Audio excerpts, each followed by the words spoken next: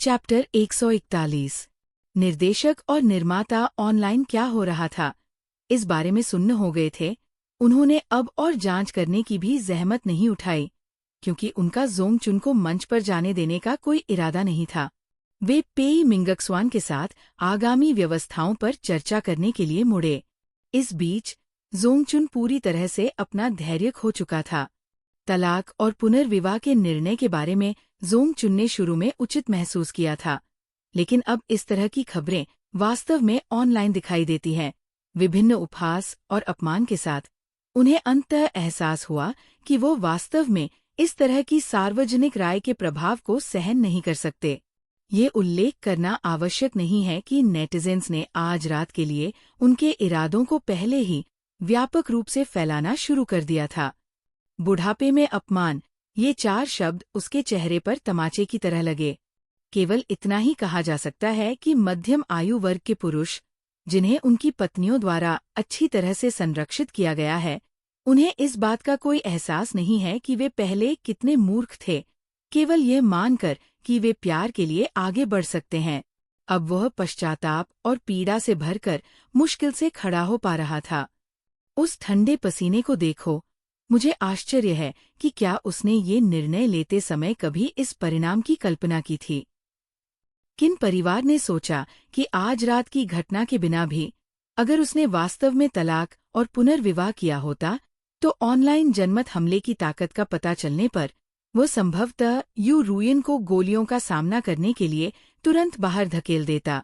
आखिरकार जोंगचुन स्वाभाविक रूप से स्वार्थी और कठोर हृदय वाला था। अचानक, जैसे किसी सम्मोहन से जागकर, जोंगचुन यू रुयन की ओर दौड़ा। ओह, क्या वह यू रॉयन से ये स्पष्ट करने में मदद लेने की योजना बना रहा है कि ये सच नहीं है, फिर भी वो बिना किसी नुकसान के बाहर आने की उम्मीद कर रहा है?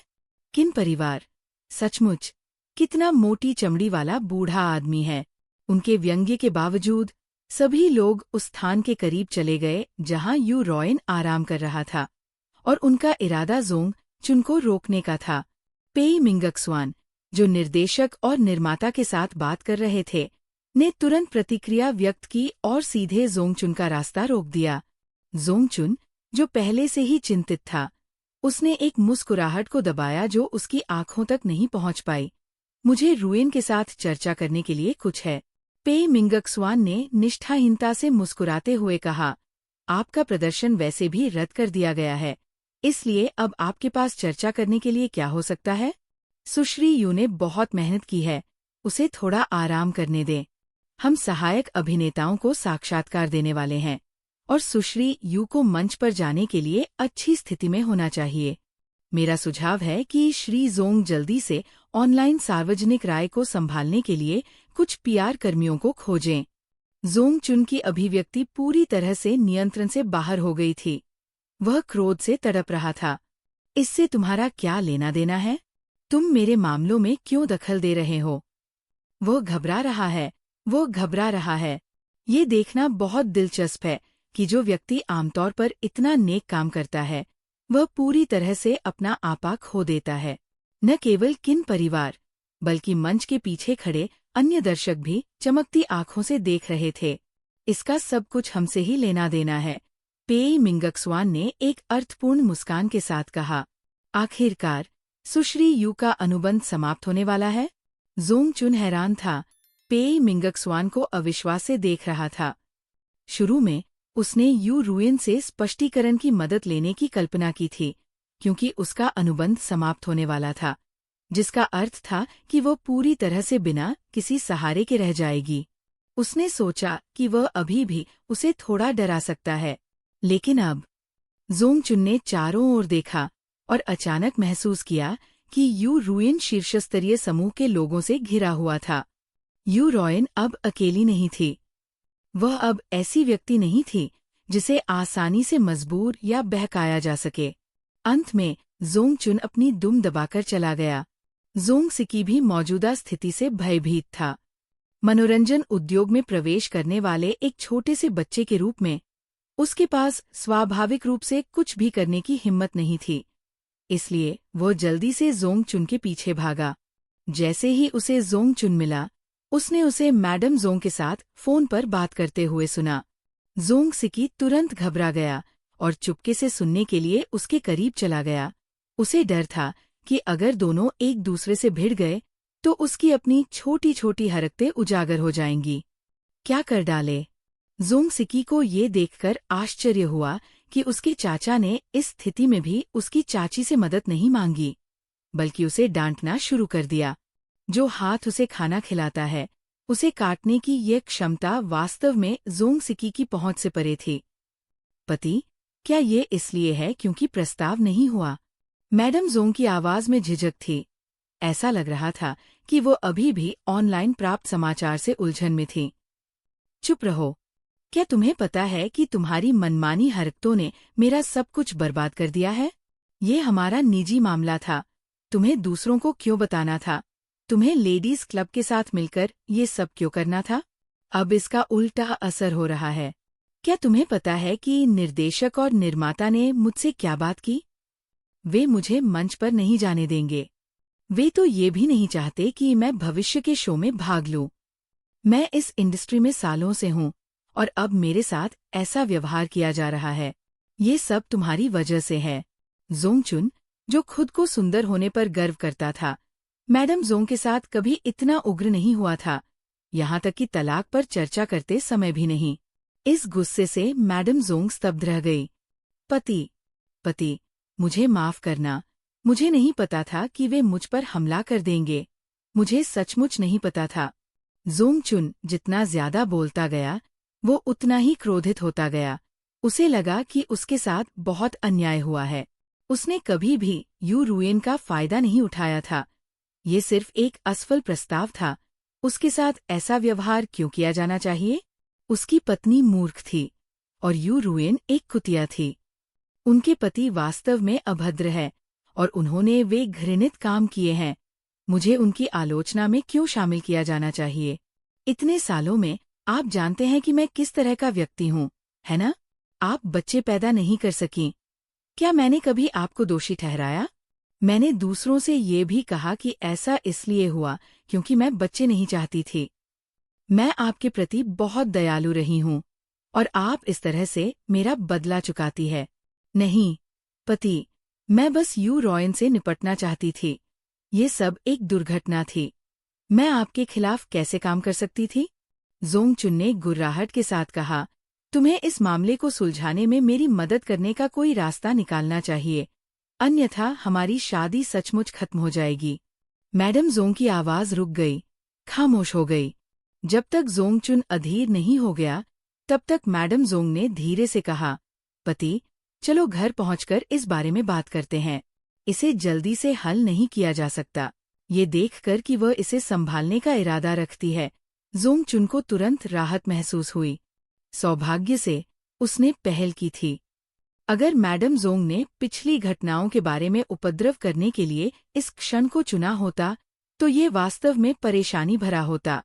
जोंग सिकी, जोंग चुन के पाखंडी व्यवहार को बगल से देख रहा था। वो अवाक रह गया। लेकिन जिस बात ने उसे और भी अवाक कर दिया, वह यह थी कि मैडम जोंग ने इतना कुछ होने के बाद भी जोंग चुन को नहीं छोड़ा। ऐसा लग रहा था कि उसे कोई दूसरी योजना सोचनी पड़ेगी।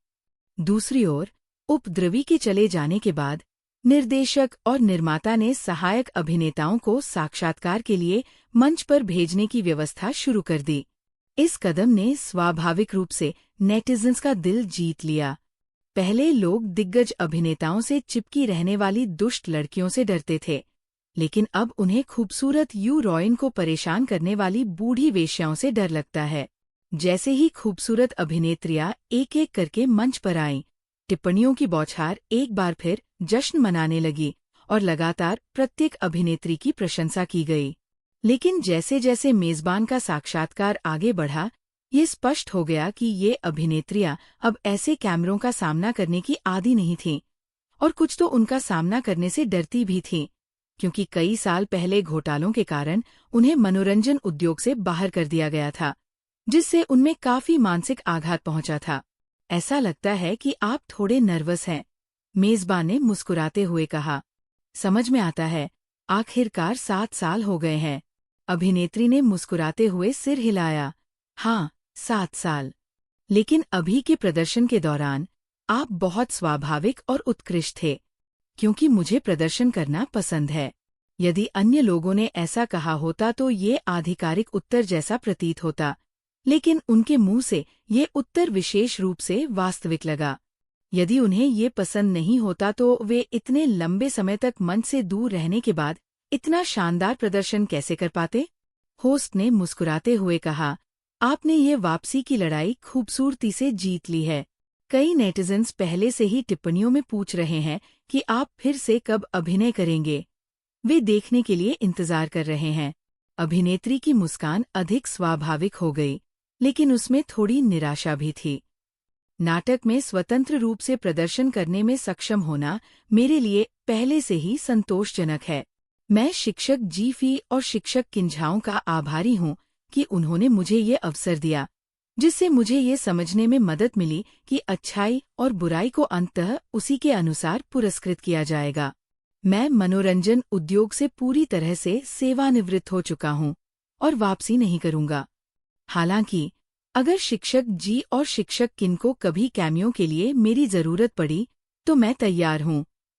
चैप्टर 142। जैसे ही ये शब्द बोले गए, लाइव स्ट्रीम टिप्पणियों की तो बात ही छोड़िए, नीचे बैठे दर्शकों की भी चीख निकल गई। जब अन्य अभिनेत्रियों ने भी इसी तरह के जवाब दिए तो लाइव स्ट्रीम कमेंट्स में दुख की चीखें गूंजने लगीं। कितनी महान अभिनेत्रियां खो गईं। वे अब भी सुंदर बहनों को देखना चाहते थे। नाराज नेटिजन्स ने उन घटिया पुरुषों और षड्यंत्रकारी महिलाओं पर फिर से हमला बोल दिया। यहाँ तक कि मेजबान भी ये कहते हुए खुद को रोक नहीं सका, क्या आप सचमुच इस पर विचार नहीं कर रहे हैं? कम से कम इस मंचीय प्रस्तुति के बाद आपका भावी अभिनय करियर आसान हो जाएगा। आखिरकार हर कोई देख सकता था कि शीर्षस्तरीय समूह ने उनके लिए एक अच्छा रास्ता तैयार किया है। भविष्य में भले ही मार्केटिंग अकाउंट अफवाहें फैला रहे हों या कोई और उन्हें फंसा रहा हो, नेटिजन्स आसानी से इस पर विश्वास नहीं करेंगे। वास्तव में पेई मिंगक्सवान ने सक्रिय रूप से उनसे संपर्क किया था तथा उन्हें अनुबंधित करना चाहती थी, क्योंकि वे सभी अच्छी प्रतिभाएं थीं। लेकिन उन सबने इनकार कर दिया, शायद इसलिए कि अब उनके दिल शांत थे। एक अभिनेत्री ने मुस्कुराते हुए कहा, खैर, मेरे आने का उद्देश्य कभी भी वापसी करना नहीं था। मेजबान को इन अभिनेत्रियों की आंखों में कुछ अलग नजर आया और उसने तुरंत पूछा, अपना नाम साफ करने के लिए एक बार प्रदर्शन करने के अलावा क्या कोई और कारण है? सभी लोग तुरंत उत्सुक हो गए और मंच पर अभिनेत्रियों को देखने लगे। अभिनेत्रियों ने एक दूसरे को देखकर मुस्कुराहटें साझा की। हम अपने दर्दनाक सबक के साथ मनोरंजन उद्योग के लिए एक आत्मसाक्ष्य लिखने के लिए सामने आए हैं, यह उम्मीद करते हुए कि भविष्य में हमारे जैसे ही भाग्य का सामना करने वाली अभिनेत्रियों के पास खुद को बचाने के लिए एक मजबूत ढाल होगी, ताकि अंधेरे में छिपी हुई बुरी आत्माएं कभी भी उन पर अपने गंदे हाथ न बढ़ा सकें। एक अभिनेत्री ने तो मजाक मजाक में पत्नियों के समूह द्वारा यूरुएन के बहिष्कार के लिए इस्तेमाल किए गए शब्दों को उद्धृत कर दिया। जिन्हें उनकी योग्यता के आधार पर भूमिकाएं मिलती हैं, उनका सम्मान किया जाना चाहिए। छलपूर्ण तरीके अपनाने वालों, कृपया मनोरंजन उद्योग छोड़ दें, आपका यहाँ स्वागत नहीं है। जब उन्होंने ये शब्द कहे तो पूरा सभास्थल शांत हो गया, लेकिन जब उन्होंने बोलना समाप्त किया तो तालियों की गड़गड़ाहट गूंज उठी, जो काफी देर तक जारी रही। टिप्पणियां अब उन्हें रुकने के लिए मनाने की कोशिश नहीं कर रही थी, न ही उनकी प्रतिभा पर विलाप कर रही थी, न ही उन बुरे लोगों को कोस रही थी। इसके बजाय वे अभिनेत्रियों के शब्दों को दोहराते रहे। यद्यपि उनकी शक्ति छोटी थी और वे जो कर सकती थी वह सीमित था, फिर भी उन्होंने खड़े होने का निर्णय लिया और मनोरंजन उद्योग में अभिनेत्रियों की कठिन परिस्थिति को बदलने के लिए वह सब किया जो वे कर सकती थी। वे अभिनेत्रियां थीं, पूंजी के खिलौने नहीं, पुरुषों की निगाहों में रहने वाली वस्तु नहीं। शायद कुछ अभिनेत्रियां ऐसी भी थीं जो शॉर्टकट अपनाना चाहती थी, लेकिन ज्यादातर अभिनेत्रियां ऐसी नहीं थीं। उनमें से कई को पुरुषों की बदसूरत इच्छाओं में मजबूर होना पड़ा, दरारों में जीवित रहने के लिए संघर्ष करना पड़ा, और अगर उन्हें सफलता मिल भी गई तो 1 या 2 अफवाहों के कारण ये बर्बाद हो गई। कितना अनुचित है, लेकिन प्रकाश तो हमेशा ही रहता है। जैसे ही स्पॉटलाइट दर्शकों की ओर बढ़ी, अंतिम सहायक अभिनेत्री यू रुएन के मंच पर आने का समय आ गया। मंच पर उपस्थित सभी अभिनेत्रियां यू रॉयन को देखकर मुस्कुराने लगीं, मानो वे इस मंच पर उसके आने का इंतजार कर रही हों, जिसे उन्होंने साफ कर दिया था। यू रॉयन भी उन्हें अचंभित होकर देख रहा था। आखिरकार एक समय उनकी किस्मत भी ऐसी ही थी। यू रुएन ने धीरे से मुस्कुराया, वह पीछे मुड़ी, अपना हाथ बढ़ाया और कूदते हुए जीफी को सहारा दिया, जो बाहर आ गए। किंझाओ उनके पीछे चल रहा था। वे तीनों एक साथ मंच पर गए। पूरे आयोजन स्थल पर एक बार फिर तालियों की गड़गड़ाहट गूंज उठी तथा टिप्पणियां और भी जोरदार थीं, जिनमें चिल्लाया गया, फेई परिवार अमर रहे तथा मनोरंजन उद्योग को साफ करो। जब यू रुएन का साक्षात्कार लिया जा रहा था तो किन झाओ और जीफी ने अवसर का लाभ उठाते हुए उन्हें निमंत्रण दिया, जिससे शाम का माहौल अपने चरम पर पहुंच गया। हालांकि पेई मिंगक्सवान ने पहले ही यू रुएन को सूचित कर दिया था। इस समय यू रुएन अभी भी आंसू भरी आंखों और कांपते हुए थी। तुरंत जीफी को गले लगाने के लिए मुड़ी। माहौल सही था और हर कोई किन झाओ के साथ बातचीत नहीं करना चाहता था, इसलिए सभी अभिनेत्रियां जीफी की ओर दौड़ पड़ी। अंत में जीफी को मौजूद हर खूबसूरत महिला से एक चुंबन मिला, जिससे तुरंत जीफी का छोटा चेहरा उत्साह से लाल हो गया, लगभग लंगड़ाने का नाटक करना भूल गया। जीफी लिपस्टिक के निशानों से भरा चेहरा लिए मंच से चली गईं। उनका दिल अभी भी गदगद था। लड़कियां लड़कियों को चूमती हैं। लड़की का चुंबन वाकई खुशबूदार होता है। मेरी किस्मत, मुझे आश्चर्य है कि कितने पुरुष ईर्ष्या से मरेंगे। जियोताओ, इसे याद रखने के लिए एक फोटो लेने में मेरी मदद करो, जीफी ने मुस्कुराते हुए कहा। ये शुरू में एक खुशी का माहौल था, लेकिन सभी किन परिवार के सदस्यों ने चुपके से किन जियान को देखा, जिसकी अभिव्यक्ति पहले से ही सूक्ष्म थी। किन जियान की नज़र जीफी के चेहरे पर लिपस्टिक के निशानों पर टिकी हुई थी। जियाओ ताओ द्वारा फोटो लेने के बाद किन जियान सीधे आगे बढ़ा और जीफी के प्रतिक्रिया करने से पहले उसे क्षैतिज रूप से उठा लिया। जीफी इतनी चौंक गई कि वह लगभग चिल्ला पड़ी, तुम क्या कर रहे हो? शो खत्म हो गया है, अब घर जाने का समय हो गया है। तुम्हारा पैर घायल हो गया है, मैं तुम्हें उठाकर ले जाऊंगा। इतने सारे लोग देख रहे हैं, इसकी कोई जरूरत नहीं है। जीफी को अचानक शब्द नहीं सूझ रहे थे और वो धीरे से केवल इतना कह सकी, वास्तव में अब दर्द नहीं होता, मैं खुद चल सकती हूँ। नहीं, किन जियान ने और अधिक शब्द बर्बाद नहीं किए और सीधे जीफी को लाइव प्रसारण भवन के आपातकालीन निकास द्वार से बाहर ले गया। किन जियान के पैर लंबे थे और वो बड़े कदम उठाती थी, इसलिए जीफी को ऐसा नहीं लगा कि कोई उसे देख रहा है। दरअसल जीफी इस बारे में बहुत ज्यादा सोच रही थी। उनकी स्थिति को देखते हुए अगर कोई फोटो लेता भी है तो उसे पोस्ट नहीं किया जा सकता। शरीर की गर्मी आलिंगन के साथ विलीन होने लगी और किन जियान का बेवजह परेशान दिल धीरे धीरे शांत हो गया। ये देखकर कि जीफी बहुत शांत थी, वो सोचने लगा कि क्या वह बहुत बलपूर्वक ऐसा कर रहा था जिससे जीफी असहज हो गई थी। लेकिन अगले ही पल किन जियान को एहसास हुआ कि उसने बहुत ज्यादा सोच लिया था, क्योंकि एक छोटा पंजा उसके शरीर को छूने का अवसर ले रहा था। अभी भी ये दिखावा कर रहा था कि ये केवल उसके चलने के कारण उत्पन्न घर्षण था। जब तक वे पार्किंग में कार के पास पहुंचे, किन जियान का चेहरा छूने से लाल हो गया था। सुंदरियों से चुंबन, खूबसूरत लड़कों से आलिंगन, कैसा शीर्षस्तरीय अनुभव। जीफी की बड़बड़ाहट सुनकर किन जियान को पता चल गया कि वह आज रात वास्तव में खुश थी। उसे यात्री सीट पर बैठाने और सीट बेल्ट बांधने के बाद उसे अचानक कुछ एहसास हुआ। हाँ, बाकी लोग कहाँ हैं? जीफी ने पूछा। किन जियान का हाथ दरवाजा बंद करते समय रुक गया। वह भूल गया था। उसने अपना फोन निकाला और जी फेई के बिना ग्रुप चैट संदेश देखे। किन के पिता बस ऐसे ही चले गए? किन की माँ, क्या इसे ही कहते हैं कि एक बार पत्नी मिल जाने पर अपनी माँ को भूल जाना? उत्साहित.jpg। किन यान, दूसरे भाई की नज़र अब केवल फेफी पर है। हंसी.jpg। किन झाओ, सबको लेकर भाग जाना.jpg। किन रोंग, चित्र चित्र चित्र।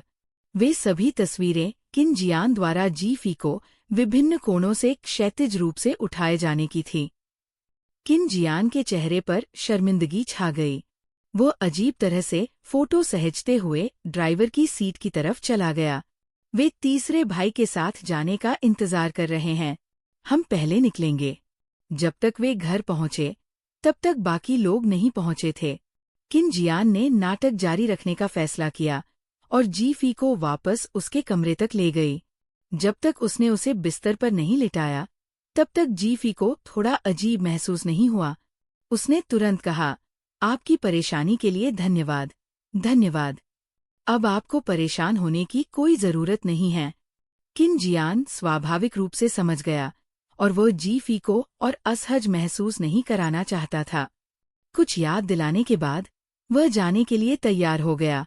हालांकि दरवाजे से बाहर निकलने से ठीक पहले किन जियान खुद को पीछे मुड़ने और ये कहने से नहीं रोक सका, आपने आज रात के कार्यक्रम में बहुत अच्छा काम किया। जी.फी दंग रह गई। उसे समझ नहीं आया कि वो वास्तव में क्या कहना चाह रहा था, लेकिन किसी कारण से उसके मुंह के कोने सिकुड़ गए। मुझे भी ऐसा ही लगता है। किन जियान मुस्कुराया और फिर चला गया। अंत में ये तथाकथित पीके सत्र दूसरे पक्ष के हार मानने के साथ समाप्त हो गया, इसलिए कोई विजेता या हारने वाला नहीं था। लेकिन लाइव प्रसारण समाप्त होने के बाद भी ऑनलाइन उत्साह कम नहीं हुआ। नए नए घोटाले सामने आते रहे, जिससे जी.फी और किन परिवार की महिलाएं, जो उसके कमरे में मौजमस्ती करने के लिए आती थीं, खुशी से झूम उठीं। आमतौर पर जब कोई बड़ा घोटाला सामने आता है, तो वह पिछले बड़े घोटालों को पीछे छोड़ देता है। लेकिन दुर्भाग्य से इस रात को जो भी सामने आए, वे सभी एक ही तरह के बदमाश थे। इसलिए जब भी कोई नया सामने आता, तो पहले वाले को घसीटकर बाहर निकाला जाता और बार बार कोड़े मारे जाते। दूसरों के गोली खाने की उम्मीद करना तो दूर की बात थी। प्रमुख प्रशंसक खातों ने अपने प्रोफाइल चित्र काले कर दिए। विरोधी प्रशंसकों ने अपने आदर्शों पर प्रहार किया, माफी मांगी गई और करियर बर्बाद हो गए। यह मनोरंजन उद्योग में बदमाशों के सफाई की रात थी। जहां तक उन बदमाशों का सवाल है, जिनके नाम नहीं बताए गए, वे सभी डर से कांप रहे थे। उन्हें डर था कि कहीं उनका नाम उजागर न हो जाए। बेशक कुछ दुर्भावनापूर्ण महिलाएं भी थीं, जिन्होंने झूठे आरोप लगाने और मुसीबत में फंसने का अवसर लिया, लेकिन इनका शीघ्र ही खंडन कर दिया गया। ये सिर्फ ये दिखाता है कि सच को झूठा नहीं बनाया जा सकता और झूठ को सच नहीं बनाया जा सकता। मनोरंजन उद्योग के आंतरिक न्यायाधीश द्वारा लाया गया फैसला कभी भी लिंग के आधार पर नहीं, बल्कि सच्चाई के आधार पर था। रात को जोंग परिवार में केवल वह दंपति ही रह गया। ये देखने के बाद कि आज रात जिनके करियर बर्बाद हो गए, उनके द्वारा इस्तेमाल की गई कोई भी सफेदी करने की रणनीति काम नहीं आई। मैडम जोंग ने अंततः अपने दिल में छिपे विचार को आवाज दी, लेकिन जोंग चुन थोड़ा कायर हो गया। मैडम, क्या आप वाकई इस बारे में निश्चित हैं? अगर ये गलत हुआ, तो मैं सचमुच बर्बाद हो जाऊंगा। मैडम जोंग की नज़र गहरी थी जब उन्होंने कहा, चिंता मत करो प्रिय, सब कुछ मुझ पर छोड़ दो। चैप्टर 143। शो की रिकॉर्डिंग समाप्त होने के बाद जी.फी की छुट्टियां शुरू हो गईं, जिससे उन्हें 3 दिनों तक घर पर आराम करने का मौका मिला। इन 3 दिनों के दौरान उन्होंने स्वाभाविक रूप से इंटरनेट ब्राउजिंग में समय बिताया तथा मनोरंजन उद्योग में हो रही उथल-पुथल को देखा। मनोरंजन उद्योग न्यायाधीश के रूप में उनकी प्रतिष्ठा लगातार रहस्यमय होती गई। लिविंग रूम में किन परिवार एक साथ बैठकर बातें कर रहा था। किन रोंग बेकाबू होकर हंसने लगी जब उसने जी.फी को अपना फोन दिखाया। स्क्रीन पर एक नेटिजन की तीखी टिप्पणी थी, हमने सोचा था कि सबसे आसानी से टूटने वाला व्यक्तित्व उसका होगा, लेकिन ऐसा लगता है कि इसके बजाय बाकी सभी टूट रहे हैं। हमें ये स्वीकार करना होगा कि सिस्टर फेई के पास कुछ रहस्यमय शक्तियां है। जी फी ने सोचा, मान लीजिए कि मुझमें वास्तव में कुछ रहस्यमय गुण हैं। किन परिवार हैरान था। अब तक न तो यू रुयन और न ही जोंग दंपति कोई बयान देने के लिए आगे आए थे, जिससे साबित हुआ कि दोनों पक्ष मामले को ठंडा होने देना चाहते थे। यू रुयन के दृष्टिकोण से उसके पास कोई सबूत नहीं था और वह आगे रहते हुए छोड़ने के सिद्धांत को समझती थी। वह नेटिजन्स की सहानुभूति को समाप्त करने का जोखिम नहीं उठा सकती थी, इसलिए वह उन्हें छोड़ देने के लिए तैयार थी। जहां तक जोंग दंपत्ति की बात है, अगर उनमें थोड़ी भी समझ होती तो उन्हें इस समय चुप रहना चाहिए था।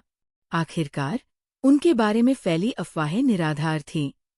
अगर वे चुप रहते तो शायद ये बात शांत हो जाती और वे उन लोगों की तरह दुखी नहीं होते जिन्हें सार्वजनिक निंदा का सामना करना पड़ा और माफी मांगनी पड़ी और इंडस्ट्री से रिटायर होना पड़ा। लेकिन अब वे कह रहे थे कि ये जोड़ा फिर से परेशानी खड़ी करने वाला है। वे यू रॉयन को ड्रग देने की योजना बना रहे हैं ताकि ये साबित हो सके कि उसने जोंग चुन को बहकाया, पपराजी से उसकी तस्वीर खींची और फिर मार्केटिंग अकाउंट से उसे रिलीज करवाया। धिक्कार है। तो मार्केटिंग अकाउंट की जानकारी का स्रोत वास्तव में मैडम जोंग है।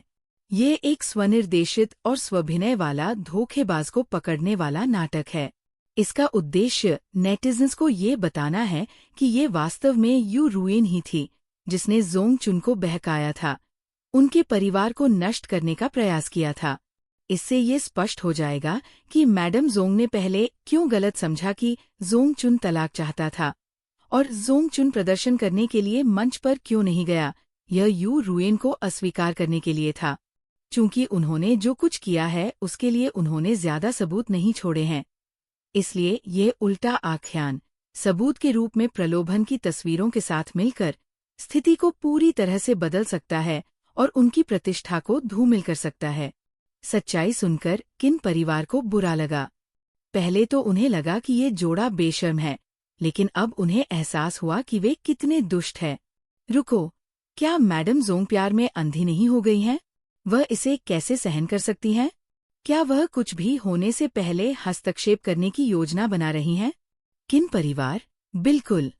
अन्यथा क्या उस बेशर्म बूढ़े जोंग चुन को वो नहीं मिलेगा जो वह चाहता है? क्या उसने जोंग चुन से कहा कि वो हस्तक्षेप करेगी, लेकिन वो वास्तव में जोंग चुन को भी नशीला पदार्थ देने की योजना बना रही है, जिससे प्रलोभन एक वास्तविक संबंध में बदल जाएगा, जिससे यू रुयन और जोंग चुन दोनों का भविष्य नष्ट हो जाएगा। इस तरह वह जोंग चुन को हमेशा के लिए अपने पास रख सकती है। ओह, ये काफी कल्पना है। किन परिवार के दिमाग में हलचल मच गई। उन्हें ऐसा महसूस हुआ जैसे उन्होंने एक पागल, जुनूनी, जबरदस्ती की गई प्रेम कहानी का एक मध्यम आयु वर्ग का संस्करण सुना हो। लेकिन महिला, मुझे कोई आपत्ति नहीं है अगर आप उस सोने की खुदाई करने वाले आदमी को सबक सिखाना चाहती हैं, लेकिन खुद ही ऐसा करें। एक मासूम लड़की को इसमें क्यों घसीटना? किन परिवार ने जल्दी से जी फी की तरफ देखा। अब उन्हें क्या करना चाहिए? चूंकि उन्हें इसके बारे में पता है, तो क्या उन्हें यू रॉयन को बचाने नहीं जाना चाहिए? चैप्टर 144। जी फी स्पष्ट रूप से असहज थी। ऐसा लग रहा था जैसे वो जाने का बहाना ढूंढ रही थी। किन परिवार भी घबराया हुआ था और उसका पीछा करने का कारण सोच रहा था। अचानक किन के पिता को एक विचार सूझा। उन्होंने अपना फोन निकाला और आश्चर्य से कहा, ओह, किन जियान ने कहा है कि एक दोस्त के होटल में कुछ उच्च गुणवत्ता वाली सामग्री आई है और वो चाहता है कि हम डिनर के लिए बाहर चलें। किन की माँ ने तुरंत पूछा, कौन सा होटल? XX होटल, किन के पिता ने कहा और साथ ही किन जियान को कहानी की पुष्टि करने के लिए संदेश भेजा। होटल का नाम सुनते ही जी फी चौंक गई। किन यान ने तुरंत कहा, ये बहुत बढ़िया है, हम वहाँ रात के खाने के लिए जा सकते हैं। किन रोंग ने सहमति में सिर हिलाया। किन झाओ तुरंत उठ खड़ा हुआ और किन शी को अपने साथ खींचते हुए बोला, मैं जाकर ड्राइवर से कहूंगा कि गाड़ी तैयार कर दे। केवल किन शी ने भ्रम में चारों ओर सबकी ओर देखा। जी फी ने सोचा, क्या संयोग है? किन परिवार स्तब्ध रह गया। क्या ये बहुत स्पष्ट था? जी फी ने सोचा, ऐसा लगता है कि स्वर्ग भी चाहता है कि हम यू रॉयन को बचाएं। किन परिवार ने राहत की सांस ली और तुरंत कार्रवाई में जुट गया। इस बीच दस्तावेजों को संभाल रहे किन जियान संदेश देखकर चुप हो गए, फिर जल्दी से अपना काम निपटाकर परिवार के साथ घूमने चले गए। जब पूरा परिवार भव्य तरीके से होटल पहुंचा, तो वे शुक्र मना रहे थे कि ये एक निजी प्रतिष्ठान था। अन्यथा किन झाओं और जी फी की मौजूदा लोकप्रियता को देखते हुए उन्हें भेष बदलकर भी पहचाना जा सकता था। समूह वेटर के मार्गदर्शन में तब तक टालमटोल करता रहा जब तक कि उन्होंने जी फी के विचार नहीं सुन लिए।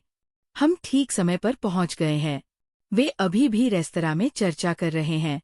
कॉफी में दवा डाल दी गई है, लेकिन सौभाग्य से इसे अभी तक पिया नहीं गया है। किन परिवार तुरंत चिंतित हो गया। अगर पहले से ही ड्रग्स का मामला था, तो मामला गंभीर था। जी फी के विचारों के आधार पर उन्होंने जल्दी से निकटतम निजी बूथ ढूंढ लिया। रेस्तरां के अर्ध संलग्न बूथ आमतौर पर ग्राहकों को तब तक छिपाते थे जब तक कि कोई आगे न निकल जाए। हालांकि यदि कोई ध्यान से सुने तो बातचीत अभी भी सुनी जा सकती है। टेबल पर बैठे लोग किन जियान का इंतजार करते हुए अपने फोन से खेलने का नाटक कर रहे थे। वे एकदम चुप थे। जी फी इतनी ध्यान से सुन रही थी कि उसे ये अजीबोगरीब बात नजर नहीं आई। वो बस यही सोच रही थी कि अगर यू रॉयन के कॉफी पीने की कोई संभावना हुई तो वो तुरंत उससे टकराने का नाटक करेगी और उसे रोक देगी। दूसरी ओर से यू रॉयन की शांत आवाज सुनी जा सकती थी। मैडम जोंग, अब आप स्थिति को समझ गई होंगी। आपके पति और मेरे बीच वास्तव में कुछ भी नहीं है। ऑनलाइन विश्लेषण सत्य है। मैं सार्वजनिक रूप से आपकी आलोचना करने नहीं आऊंगा। मुझे उम्मीद है कि ये मामला यहीं समाप्त हो जाएगा। मैंने अपने जीवन में एक नया अध्याय शुरू किया है और मैं अब आपके साथ उलझना नहीं चाहता। कितनी बेशर्मी है। मैडम जोंग ने यू रुएन को भविष्य में लगातार हमले करने की धमकी दी ताकि वह मिलने के लिए मजबूर हो जाए। अन्यथा यू रुएन उससे मिलने के लिए सहमत नहीं होती। यू रुएन अपने स्टूडियो के लिए परेशानी खड़ी नहीं करना चाहती, इसलिए वो खुद ही इस समस्या को सुलझाने की कोशिश कर रही है। किन परिवार के लोग भौहें सिकोड़ने से खुद को नहीं रोक पाए। ऐसा लग रहा था कि यू रुएन को अभी अपनी नई स्थिति की आदत नहीं थी। उसे ये एहसास नहीं था कि स्टूडियो की एक हस्ताक्षरित कलाकार के रूप में उसका प्रबंधन और स्टूडियो उसके लिए इन सांसारिक मुद्दों को संभाल सकते हैं। वर्तमान में यू रॉयन अभी भी सहज रूप से अकेले लड़ रहा था। वो बहुत भोली है, अकेली जा रही है। अगर कुछ हो गया तो। किन परिवार ने भी यू रॉयन के दृष्टिकोण को अस्वीकार करते हुए अपना सिर हिलाया। तुम्हारे जैसी औरतें सिर्फ आकर्षित करने के लिए होती है। तुम ही हो जिसने हमारी शादी बर्बाद कर दी और अब तुम मासूम बनने का नाटक कर रही हो। ये तुम्हारी गलती है कि वह तुम्हारे प्यार में पड़ गया। तुम्हें किसने कहा कि तुम इतने आकर्षक चेहरे के साथ पैदा हुई हो और इसे दिखाओ। वो वास्तव में जानती है कि जहाँ चोट लगे वहाँ कैसे प्रहार करना है। लेकिन यू रॉयन ने अचानक कहा, मैं गलत नहीं हूँ। ये उसकी गलती है, ये आपकी गलती है, लेकिन ये निश्चित रूप से मेरी गलती नहीं है। इस कथन से गुप्तचरों ने राहत की सांस ली। ठीक कहा। क्या आपको नहीं लगता कि आप गलत हैं? किसी ने एक बार मुझसे कहा था कि सुंदर होना सौभाग्य की बात है। ये दुनिया बुरी है। मुझे दूसरों की गलतियों पर विचार करने की जरूरत नहीं है। क्या तुम्हें पता है कि तुम्हारे आने से पहले हम एक दूसरे से कितना प्यार करते थे? एक दूसरे से प्यार करते थे, ऐसा प्यार जिसमें वह फिल्मांकन के बहाने आधे साल तक आपके साथ नहीं सोता, या ऐसा प्यार जिसमें वह आप पर निर्भर रहता है लेकिन फिर भी आपको पीयूए करता है, लगातार आपको बताता है कि आपके साथ क्या गलत है, आपको ऐसा महसूस कराता है कि आप उसकी प्रतिभा के लायक नहीं हैं। प्रिया, खुद को धोखा देना बंद करो। उसने कभी तुमसे प्यार नहीं किया। किन परिवार हैरान था। क्या वाकई इस जोड़े का व्यवहार ऐसा ही था? वो खुद को इस तरह कैसे धोखा दे सकती है? हालांकि यू रॉयन उसकी बकवास सुनकर थक गया था। इससे मेरा कोई लेना देना नहीं है। ये तुम दोनों के बीच की बात है। मैं बस यही उम्मीद करता हूँ कि तुम मुझे परेशान करना बंद कर दोगे। मैडम जोंग अपनी बात जारी रखना चाहती थीं। उनकी भावनात्मक उत्तेजना अंतहीन प्रतीत हो रही थी। इस समय तक किन परिवार ने ड्रिंक्स का ऑर्डर दे दिया था और एक दूसरे से कानाफूसी कर रहे थे। आखिरकार अब उन्हें पता चल गया था कि बातचीत के जरिए उनका सामना किससे हुआ था, इसलिए अब छिपने की कोई जरूरत नहीं थी। क्या मैडम जोंग हमेशा इतनी बातूनी रहती हैं? वे शायद समय की कमी महसूस कर रही हैं। मुझे देखना है कि जोंग चुन क्या कर रही हैं। किन परिवार उत्सुक हो गया। अरे, मैडम जोंग ने होटल के कमरे में पहले से ही चाय तैयार कर रखी थी। जोंग चुन ने घबराहट के कारण पहले ही कई कप चाय पी ली है। दवा का असर हो गया है और वह बेहोश हो गया है। किन परिवार में अविश्वास की लहर दौड़ गई। दूसरी ओर संदेश भेजने और जोंग चुन से कोई जवाब न मिलने पर मैडम जोंग ने ठंडी हंसी दी, तुरंत बात करना बंद कर दिया और कॉफी का एक घूंट लिया। आमतौर पर जब बातचीत में विराम होता है और एक व्यक्ति शराब पीता है तो दूसरा भी पीता है, लेकिन यू रॉयन ने ऐसा नहीं किया। मैडम जोंग ने थोड़ा सा मुंह सिकोड़ा, फिर उनका चेहरा दुख में बदल गया। शायद आप सही हैं, ये सब हमारी गलती है। मैं वास्तव में, ये अच्छी बात है कि तुम इसे समझ सकती हो। मैं तुम्हें दोष नहीं देना चाहता। यू रुएन की आवाज नरम हो गई। हे, हमने इतनी बातें कर ली हैं। क्या आपको प्यास नहीं लगी? सुश्रियों, कृपया पी लीजिए। मैंने इसे खास तौर पर आपके लिए मंगवाया है। ये मेरा पसंदीदा फ्लेवर है, एक खास कॉफी जो केवल इसी होटल में मिलती है। अगले दरवाजे पर मौजूद समूह तुरंत तनावग्रस्त हो गया। जीफी उनका अभिवादन करने के लिए खड़ी होने ही वाली थी, लेकिन जैसे ही वो आधी खड़ी हुई, उन्होंने यू रुएन को ये कहते सुना, मुझे खेद है, लेकिन मैं इसे नहीं पी सकती। जीफी स्तब्ध रह गई, अजीब तरह से वापस बैठ गई और उत्सुकता से सुनने में किन परिवार में शामिल हो गई। क्या? मैडम जोंग को भी शायद इस उत्तर की उम्मीद नहीं थी। उसके सामने यू रॉयन की मुस्कान फीकी पड़ गई। जब से मैं समाज में आई हूँ, मैंने अनुभव से कई सबक सुने हैं। उनमें से एक ये है कि किसी भी खुले पेय को कभी न छुए जो मेरी निरंतर दृश्य निगरानी में न रहा हो। ये कथन अचानक प्राप्त ज्ञान के समान था। वहां मौजूद सभी लोगों ने एक दूसरे को देखा। ये बहुत ही प्रभावशाली सीख है, खासकर लड़कियों के लिए। बाहर जाते समय अगर आपका खाना या पेय आपकी नज़र से ओझल हो जाए, तो आपको सावधान रहना चाहिए। यू रॉयन के लिए ये कॉफी उसने ऑर्डर नहीं की थी। जब वह आई तो ये पहले से ही टेबल पर थी, इसलिए उसके पास इसे अपने मुंह में जाने देने का कोई तरीका नहीं था। हाँ, मुझे शुरू में लगा कि यू रुएन पर्याप्त सतर्क नहीं थी, लेकिन निश्चित रूप से मनोरंजन उद्योग में इतने सालों के बाद वह पर्याप्त सावधानी के बिना इस बिंदु तक कैसे पहुंच सकती है? ऐसा लगता है कि मुझे आखिरकार हस्तक्षेप करने की आवश्यकता नहीं है। मैडम जोंग का चेहरा अब विकृत हो गया था। सुश्री यू, मैं बस आपके साथ शांति बनाने की कोशिश कर रही थी। क्या आप मुझे सम्मान देने से इनकार कर रही हैं? ओह, उस पर दबाव बनाने के लिए स्टेटस का इस्तेमाल करने की कोशिश कर रहे हो? तुम्हारे चेहरे की कौन परवाह करता है? जीफी को चिंता थी कि शायद यू रुएन मुश्किल स्थिति में है और वो फिर से हस्तक्षेप करने ही वाली थी कि तभी उन्होंने यू रुएन को अचानक पूछते सुना, क्या इस कॉफी में कुछ है? इसके साथ ही पूरे स्थान पर शांति छा गई। चैप्टर 145। हे भगवान, उसे कैसे पता? जीफी सचमुच हैरान थी। किन परिवार भी आश्चर्य से एक दूसरे को देखने लगा। मैडम जोंग की अभिव्यक्ति एक पल के लिए लगभग टूट गई, लेकिन उन्होंने तुरंत गुस्से से कहा, आप किस बारे में बात कर रहे हैं? यू रॉयन ने जवाब दिया, अगर ये सच नहीं था तो आपको भ्रमित होना चाहिए था, तुरंत क्रोधित और शर्मिंदा नहीं होना चाहिए। मैडम जोंग, आप एक अभिनेत्री नहीं हैं और शानदार अभिनय कौशल के बिना एक पेशेवर अभिनेत्री को बेवकूफ बनाना मुश्किल है। ये पहले से ही अजीब था कि आपने मुझे आमंत्रित किया और फिर आपने मुझे पहले से कुछ पीने के लिए दिया, जोर देकर कहा कि मैं इसे पीऊं। अगर मेरे पास इस स्तर की सतर्कता नहीं होती तो अब तक मनोरंजन उद्योग में मेरा अनगिनत बार फायदा उठाया जा चुका होता। इस बिंदु पर मैडम जोंग वास्तव में टूटने लगी थी। यू रॉयन ने अपने सामने रखे कॉफी के कप पर अपना हाथ रखा और कहा, मैडम जोंग, मुझे उम्मीद थी कि ये सब शांतिपूर्ण तरीके से खत्म हो जाएगा, लेकिन चूंकि आप इतनी क्रूर हैं, इसलिए मुझे दोष न दें। इतना कहते ही यू रॉयन ने कॉल करने के लिए अपना फोन निकाला। क्या आप पुलिस को बुलाने जा रहे हैं? मैडम जोंग की आवाज अचानक तीखी हो गई।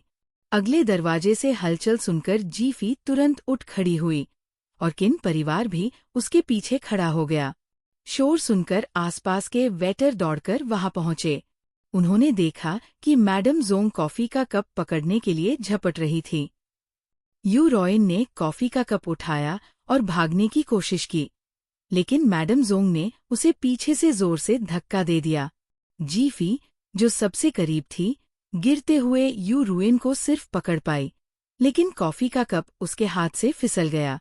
कप और उसके अंदर रखी कॉफी हवा में एक परवलिक चाप बनाती हुई किसी व्यक्ति को सिर से पैर तक भिगो देती है। इस समय किन परिवार अभी तक अर्धवृत्ताकार बूथ से बाहर नहीं निकला था और नवागंतुक को केवल अचंभित होकर देख सकता था। कॉफी के दागों से सने किन जियान ने अपने सामने के दृश्य को एक जमे हुए भाव से देखा। मैडम जोंग और यू रॉयन दोनों ही दंग रह गए। वे दोनों किन जियान की पहचान जानते थे और उन्हें कभी उम्मीद नहीं थी कि वे यहाँ जीफी और किन परिवार से मिलेंगे। ये कैसा दृश्य था! जीफी ने यू रुएन को संभाला और किन जियान के अस्त व्यस्त रूप को देखा। वह हंसना चाहती थी, लेकिन उसे लगा कि ये अनुचित होगा। किन जियान ने उसे एक नज़र देखा और जीफी ने जल्दी से मेज से कुछ नैपकिन उठाए और उसे बेतरतीब ढंग से पोंछ दिया, जैसे कि वह एक गीले कुत्ते को सुखा रही हो। किन जियान ने विरोध नहीं किया और जीफी को उसकी मदद करने दिया। मैडम जोंग को होश आया और उन्होंने देखा कि कॉफी गायब हो गई है। उन्हें राहत की लहर महसूस हुई। उन्होंने आगे बढ़कर कहा, मिस्टर किन, मैं माफी मांगती हूँ। हमारे बीच अभी अभी झगड़ा हुआ था और आप गोलीबारी में फंस गए। मुझे सच में खेद है। यू रॉयन को भी होश आया और उसने जल्दी से माफी मांगी। अच्छी तरह से जानती थी कि वो वास्तव में किन कॉरपोरेशन के साथ अनुबंधित थी। माफी मांगने के बाद उसने जीफी को भी धीरे से धन्यवाद दिया। हालांकि बोलने के बाद मैडम जोंग घबराकर भाग गई। यू रॉयन ने उसे रोकने की कोशिश नहीं की। उसकी भावनाएं बहुत स्थिर थीं, क्योंकि वह जानती थी कि अगर उसने इस बारे में बात भी की तो मैडम जोंग उसे पूरी तरह नकार देंगी। व्यर्थ की बहस का कोई मतलब नहीं था, लेकिन वो तैयार नहीं थी। उसने कर्मचारियों से निगरानी फुटेज की एक प्रति मांगी। अगर मैडम जोंग ने फिर से उसे परेशान करने की कोशिश की तो वह वीडियो को चेतावनी के तौर पर इस्तेमाल करेगी। किन परिवार को बहुत पछतावा हुआ और वे निराश होकर जमीन पर गिरे कॉफी के कप को देखने लगे। हालांकि इस घटना के बाद मैडम जोंग शायद यू रुएन के साथ फिर से खिलवाड़ करने की हिम्मत नहीं करेगी। बॉस के रूप में किन झाओ ने उसे याद दिलाया कि भविष्य में वह अकेले काम न करे और किसी भी मामले में हमेशा अपने मैनेजर को साथ लेकर आए। यू रॉयन ने सहमति में सिर हिलाया। इसके बाद यू रॉयन ने सभी को अलविदा कहा और सुरक्षित रूप से होटल से बाहर निकल गई। जब तक वह अभी चली गई, तब तक यहाँ बाद में जो कुछ भी हुआ उसका उससे कोई लेना देना नहीं था। इस समय तक होटल प्रबंधक दौड़कर आ गया था और बड़ी समझदारी दिखाते हुए किन जियान को ऊपर के प्रेसिडेंशियल स्वीट में साफ सफाई करने के लिए आमंत्रित किया। हालांकि उन्होंने उसके बालों से कॉफी टपकने से रोक लिया था, लेकिन वह इस तरह से वहां से नहीं जा सकता था, इसलिए उसे नहाने के लिए ऊपर जाना पड़ा। किन परिवार ने एक दूसरे को देखा और तुरंत जीफी को साथ चलने के लिए प्रोत्साहित करना चाहा, लेकिन इससे पहले कि वे कुछ बोल पाते, जीफी ने अचानक कहा, मैं तुम्हारे साथ चलूंगी। किन जियान जीफी को देखकर दंग रह गया। किन परिवार बहुत खुश था। अंततः ये उसी मंजिल पर स्थित प्रेसिडेंशियल स्वीट है। अभी जोंग चुन को दवा का असर महसूस हो रहा होगा और मैडम जोंग शायद उसे ढूंढने गई होंगी। साथ ही पपराजी अंदर घुसने की हर संभव कोशिश कर सकते हैं। क्या वे कुछ कैप्चर कर पाएंगे? हाँ, क्या रोमांचक पल है, मैं देखना चाहता हूँ। किन परिवार? ये अप्रत्याशित है, फिर भी किसी तरह पूर्वानुमान योग्य है। खैर, अब उन्हें भी उत्सुकता थी। वे किसी को बचाने आए थे, लेकिन अब जब कोई समस्या नहीं थी, तो वे चिंतामुक्त होकर नाटक का आनंद ले सकते थे। किन जियान ने चुपचाप आह भरी, मुड़कर चला गया। जीफी उसके पीछे भागी। उनके जाने के बाद किन परिवार ने तुरंत कमरे की मांग की और उनके पीछे पीछे चला गया। कमरे में पहुंचकर जब उन्होंने उसके कपड़े उतारे तो उन्हें पता चला कि किन जियान के कपड़ों पर भी दाग लगे हुए थे। सौभाग्य से उसके पास हमेशा अपनी व्यावसायिक कार में अतिरिक्त कपड़े होते थे, इसलिए उन्हें लाने के लिए अपने सहायक को एक त्वरित कॉल पर्याप्त थी। किन जियान ने अपने बाहरी वस्त्र उतार दिए और जल्दी से नहाने के लिए बाथरूम में चला गया, फिर अपने नए कपड़े लेने के लिए बाथरोब पहनकर बाहर आया।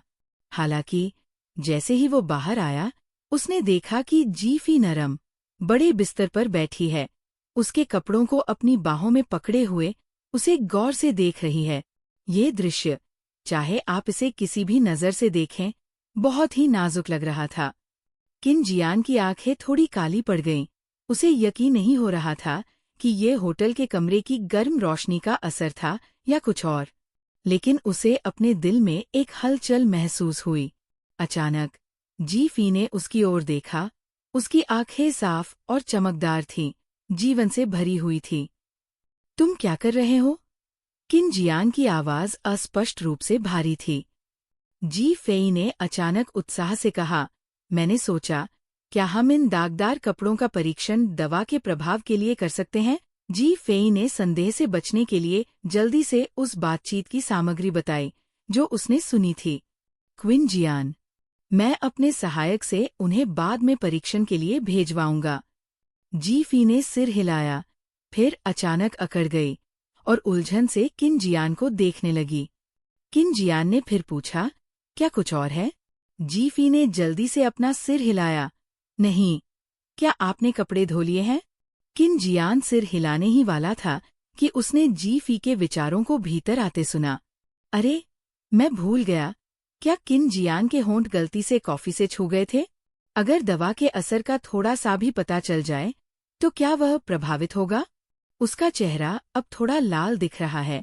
क्या ये दवा का असर है या सिर्फ शॉवर में गर्म पानी का असर है? ये सुनकर किन शियान भी हैरान रह गया। वह किसी को बुलाने वाला था और वाकई उसे भी थोड़ी बहुत छींटे पड़ सकती थी। अगर दवा का असर हुआ तो क्या होगा? क्या वह अचानक नियंत्रण खो देगा और मुझ पर झपट पड़ेगा? और फिर यह वो करेगा? किन जियान के गाल अब सचमुच गर्म हो गए थे। तो क्या पहले जो फड़कन हुई थी वह दवा की वजह से थी? अगर इतना संयमी, पूर्ण सुंदर लड़का पहल करे तो क्या मुझे विरोध नहीं करना चाहिए या विरोध नहीं करना चाहिए? किन जियान के कान जलने लगे, उसका शरीर अकड़ने लगा और उसने जी फी पर एक नज़र डाली। क्या वह चाहती थी कि ऐसा हो? आखिरकार मैंने उसे नशीला पदार्थ नहीं दिया, मैं यहाँ पीड़ित हूँ। किन जियान ने कुछ बार सूखी खांसी ली और अपने कपड़े लेने के लिए बिस्तर पर चला गया। वह स्पष्टता के बिना ऐसा कभी नहीं करेगा। भविष्य में तलाक के बाद इस क्षमता वाले किसी व्यक्ति के साथ फिर से सोना मुश्किल होगा। किन शियान के कपड़े पकड़ने की हरकत रुक गई और उसके दिल में एक अपरिचित भावना उमड़ पड़ी। पहले उसे इस तरह की बकवास करते हुए सुनना उसे परेशान कर देता था या उसे असहाय बना देता था, लेकिन अब उसे ऐसा महसूस हो रहा था जैसे सुई चुभ रही हो। असहज। नहीं, नहीं, नहीं, किसी का फायदा उठाना गलत है। शांत हो जाओ, शांत हो जाओ। अब समय आ गया है, मैं उनकी स्थिति देखूं ताकि अपना ध्यान बंटा सकूं। किन शियान की आंखों में एक अंधेरा सा भाव चमक उठा। उसका दिमाग गर्म हो गया और इससे पहले कि वह कुछ प्रतिक्रिया दे पाती, वह सीधे उसके सामने खड़ा हो गया और नीचे झुक गया। चैप्टर 146। अचानक से उस प्रचंड आभा ने जी फी को घेर लिया। और मर्दाना फेरोमोन उसकी ओर दौड़ पड़े, जिससे उसका शरीर लगभग कमजोर हो गया और वो सहज रूप से पीछे की ओर झुक गई। जीफी की आंखें चौड़ी हो गईं। वह अविश्वास से निकट आते किन जियान को देखने लगी। उसकी सांसें रुकने लगीं। किन जियान की गहरी आंखें नरम हो गईं। उसकी आवाज धीमी और शांत कामुकता से भर गई। जीफी, तुम क्या कर रहे हो? जीफी ने आश्चर्य से कहा और उसे दूर धकेलने के लिए अपना हाथ उठाया। उसका स्नान वस्त्र पहले से ही कॉलर पर खुला था, जिससे जीफी का हाथ सीधे किन जियान की अभी भी नम छाती पर आराम कर रहा था। किन जियान अपने दिल में मिठास की लहर महसूस करने से खुद को रोक नहीं सका। जैसा कि अपेक्षित था, जीफी ने कठोर बातें की, लेकिन जब बात आई तो वो तुरंत अपने खोल में सिमट गई। उसका कुछ भी करने का इरादा नहीं था, बस सिर्फ दवा के प्रभाव के कारण वो अचानक उसे चूमना चाहता था। उन घबराई हुई आंखों को, उन कांपती हुई पलकों को। रुको, क्या मैंने अभी नहीं देखा कि कॉफी में वास्तव में नशीला पदार्थ नहीं था? तो फिर किन जियान पर नशीले पदार्थ का असर नहीं होना चाहिए, है ना? वह क्या करने की कोशिश कर रहा है? क्या वह अचानक पागल हो गया है? क्विन जियान? जीफी की नजर सचमुच बदल गई। आश्चर्यचकित, किन जियान, तुम? किन जियान को लगा जैसे वो जल्दबाजी में अपनी जीभ काटने वाला था। तुम मेरे कपड़ों पर बैठे हो। जीफी, क्विन जियान। नीचे देखने पर पता चला कि नई डिलीवर की गई शर्ट का एक कोना गलती से जीफी के हाथ में आ गया था। जीफी ने अजीब सी मुस्कान दी। किन जियान खड़ा हो गया। उसने शांत रहने का नाटक किया। कपड़े उठाने से पहले जीफी के हिलने का इंतजार किया। ओह, इससे मैं डर गया। मैंने सोचा, आह, कितनी शर्म की बात है। मुझे लगा कि शायद मैं इस स्थिति का फायदा उठा पाऊंगा। किन जियान, कठोर बात है। जीफी ने अपने तेज धड़कते दिल को संभाला और किन जियान की तरफ नजरें चुराईं। उसे कपड़े वापस बाथरूम में ले जाते देख उसने आखिरकार राहत की सांस ली। हाल ही में हुई गपशप को याद करके उसने तुरंत अपना ध्यान दूसरी ओर मोड़ लिया। क्या हो रहा है? यू रुएन की कॉफी में कोई ड्रग क्यों नहीं था? किसी ने नशीली कॉफी बदल दी और अब मैडम जोंग पर ड्रग का असर हुआ है। क्या ट्विस्ट है? तो अब मैडम जोंग के साथ कौन है? हे भगवान! उफ! रुको, ये अनाचार नहीं है। नहीं, वे रक्त संबंधी नहीं हैं। लेकिन फिर भी ये सही नहीं है। उनकी हिम्मत कैसे हुई? यहाँ तक कि किन जियान, जो अंदर कपड़े पहन रही थी, भी ये जानने के लिए उत्सुक हो गई कि आखिर क्या कहा जा रहा है। जोंगचुन कहा है? अपने कमरे में अकेला, अपने हाल पर?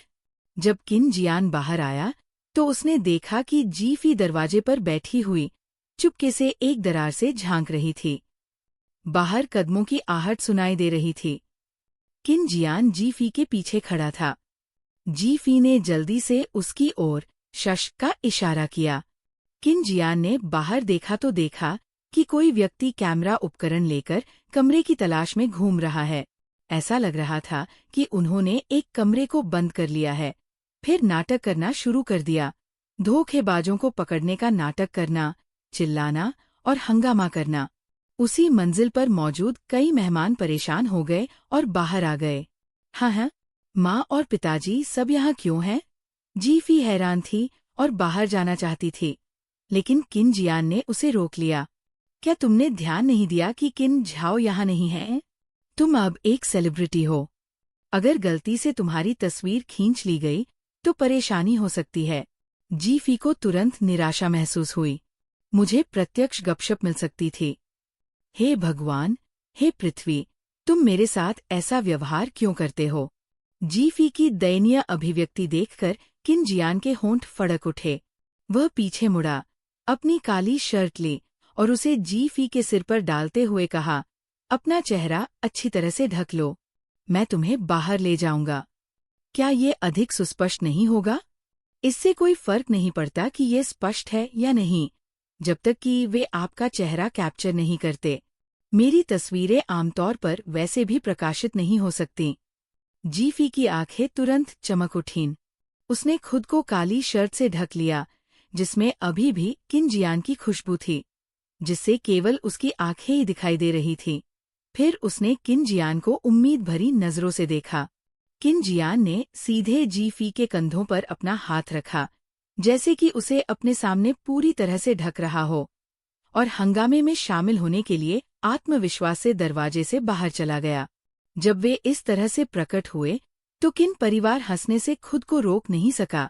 आखिरकार किन जियान ऐसी चंचल हरकतें कभी नहीं करेगी। किन जियान को घूरे जाने से थोड़ी असहजता महसूस हुई।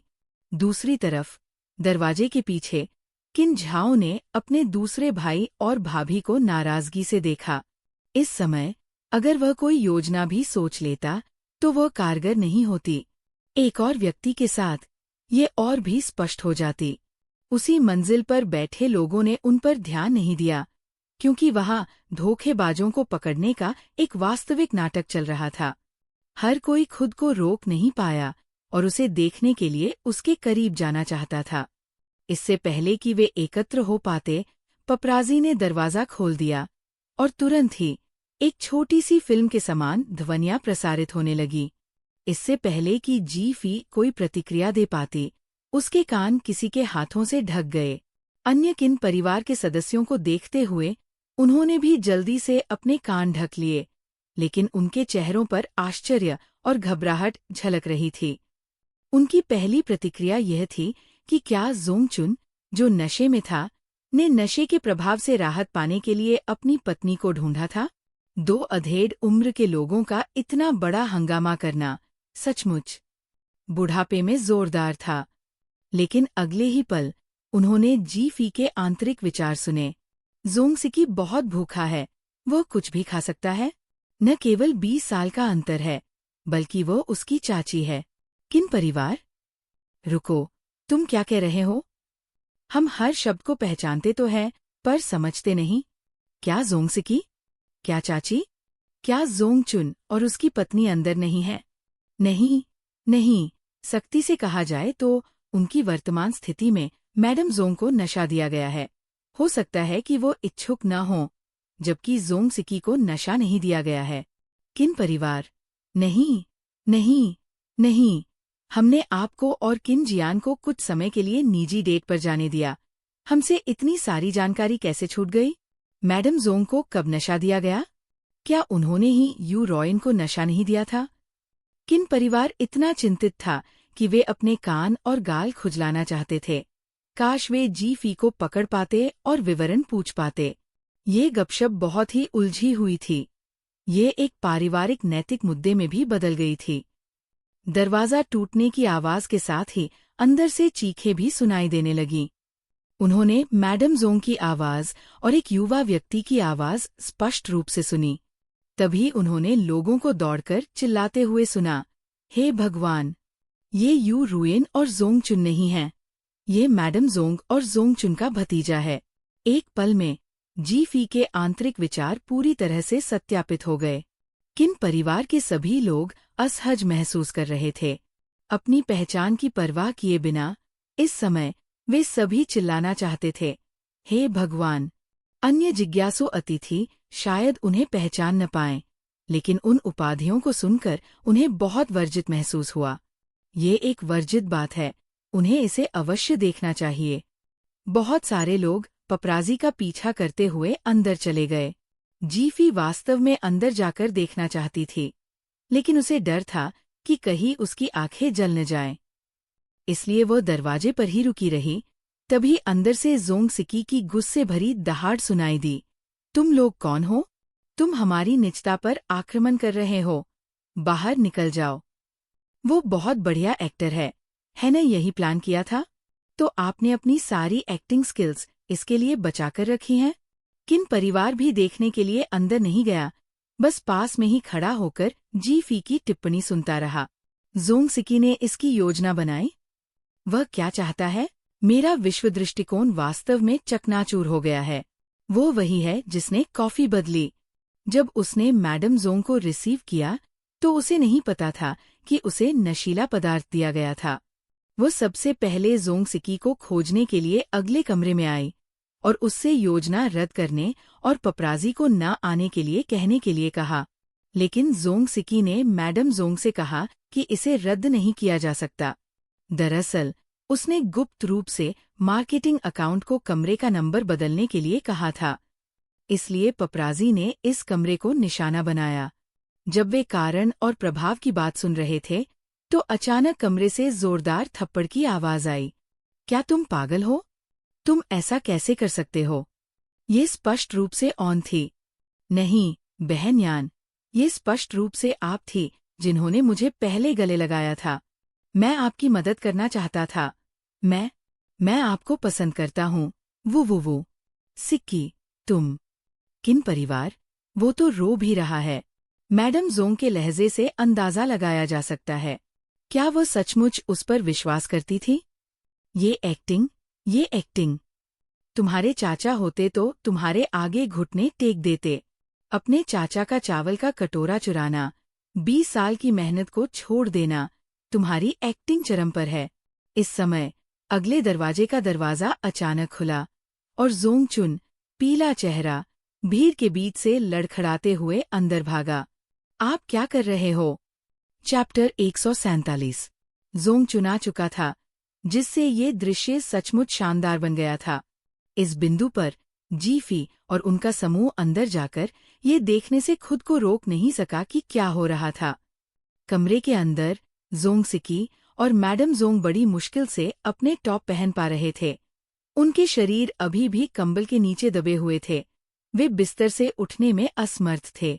इस बीच जोंगचुन बिस्तर के पास कांपता हुआ खड़ा था। क्रोध से उसकी सांस फूल रही थी और वो हरा चेहरा बनाते हुए उनकी ओर इशारा कर रहा था। हनी, मैंने नहीं। मैडम जोंग का चेहरा पीला पड़ गया था। उनके पास कहने के लिए शब्द नहीं थे। सिस्टर यान। जोंग सिकी ने अचानक एक नाजुक फूल की भूमिका निभाई। मैडम जोंग को दयनीय दृष्टि से देखा। उनकी मुद्रा कुछ इस तरह थी। कृपया मुझ पर दया करो, बहन। किन परिवार लगभग हंस पड़ा। यहाँ तक कि किन जियान भी खांसने से खुद को नहीं रोक सकी। आखिरकार जोंग सिकी वास्तव में काफी मजबूत था, एक जिम प्रशिक्षक जैसा। क्या आप कल्पना कर सकते हैं कि कोई प्रशिक्षक झूठी आवाज में बोल रहा हो? इस धरती हिला देने वाले दृश्य में पपराजी ने सभी दिखावे छोड़ दिए और स्वर्ण मानक पत्रकारों में बदल गए। तुरंत जोंगचुन को पकड़ लिया और पूछा, मिस्टर जोंग, आपके 3 सदस्यीय परिवार का इस विशेष संयोजन में कैसे आगमन हुआ? 3 लोगों का परिवार? हाँ, ये पपराजी वाकई सवाल पूछना जानते हैं। किन परिवार? Puff puff puff. Madam Jong, कृपया हमें बताएं कि इन चाचा और भतीजे में से आप किसे सच्चा प्यार करती हैं? गागा गागा गागा। शानदार। इस समय न केवल किन परिवार बल्कि जिन लोगों ने भी पपराजी के सवाल सुने, वे हंसने से खुद को रोक नहीं पाए। लेकिन पपराजी पेशेवर थे। वे हंसे नहीं और अगर उन्हें कोई जवाब नहीं मिला तो वे पूछते रहे, क्या पिछली तलाक की अफवाह सच है? क्या इसका कारण यू रुएन नहीं बल्कि आपकी पत्नी का आपके भतीजे के साथ प्रेम संबंध था? मिस्टर जोंग, क्या आप मंच पर प्रदर्शन करने के लिए बहुत ज्यादा हैरान थे? क्या आप आज उन्हें ऐसा करते हुए देखने के लिए यहाँ आए हैं? मैडम जोंग, आप क्या सोच रही थी? यू रॉयन से निपटने के लिए लेडीज क्लब में शामिल होने के साथ ही एक संबंध बनाना? पत्रकारों के तीखे सवालों से दंपति अपमानित और क्रोधित महसूस करने लगे। मैडम जोंग को उम्मीद थी कि जोंगचुन सभी को बाहर निकाल देगा और दरवाजा बंद करके सब कुछ समझा देगा, लेकिन जोंगचुन बस उन्हें खून भरी आंखों से घूरता रहा। मिस्टर जोंग, इतने पाखंडी मत बनो। क्या तुम ही नहीं थे जिसने कहा था कि तुम मैडम जोंग से पहले प्यार नहीं करते थे? तो तुम्हारे लिए प्यार का पीछा करना ठीक है, लेकिन अगर तुम्हारी पत्नी तुम्हें हरी टोपी देती है तो वह पापी है। किन परिवार को भी एहसास हुआ कि जोंगचुन की वर्तमान अभिव्यक्ति, विश्वासघात और अन्याय की भावना काफी हास्यास्पद थी। उसे बस यही लगता था कि मैडम जोंग उसकी संपत्ति थी जिसे वह छोड़ सकता था, लेकिन कोई और उससे छीन नहीं सकता था। जोंगचुन का दिल वाकई उथल-पुथल में था। उसने तय किया था कि एक बार ये मामला सुलझ जाए तो वे तलाक नहीं लेंगे और खुशी खुशी साथ रहेंगे। वह उसकी पीठ पीछे उसके भतीजे के साथ अंतरंग कैसे हो सकती है? तुम वेश्या हो। जोंग चुन ने आखिरकार अपना नकली व्यक्तित्व खो दिया। आखिरकार, पुरुष जो सबसे ज्यादा खोना बर्दाश्त नहीं कर सकते, वह है गरिमा और सम्मान। और इस तरह व्यभिचार के कृत्य में पकड़े जाने पर उसका चेहरा पैरों तले रौंद दिया गया। उसने जोर से गाली देते हुए कहा, तुम अपनी उम्र में इतने बेलगाम कैसे हो सकते हो? अगर तुम अकेलेपन को बर्दाश्त नहीं कर सकते थे, तो तुम एक छड़ी ढूंढ सकते थे। एक छोटे रिश्तेदार के पीछे जाने की तुम्हारी हिम्मत कैसे हुई? बेशर्म। जोंग चुन के इस गुस्से से सभी ने स्वाभाविक रूप से मान लिया कि मैडम जोंग का वास्तव में कोई प्रेम प्रसंग था। लेकिन मैडम जोंग का चेहरा पीला पड़ गया। वो अविश्वास से जोंग चुन को देख रही थी। इस स्थिति में शुरू में घबराई हुई, असहाय और अन्यायी, वह चाहती थी कि जिस आदमी को उसने पूरे दिल से समर्पित किया था, वह खड़ा हो और उसकी रक्षा करे। लेकिन इसके बजाय उसे इस तरह के अपमान का सामना करना पड़ा। मैडम जोंग का धैर्य लगभग तुरंत ही खत्म हो गया।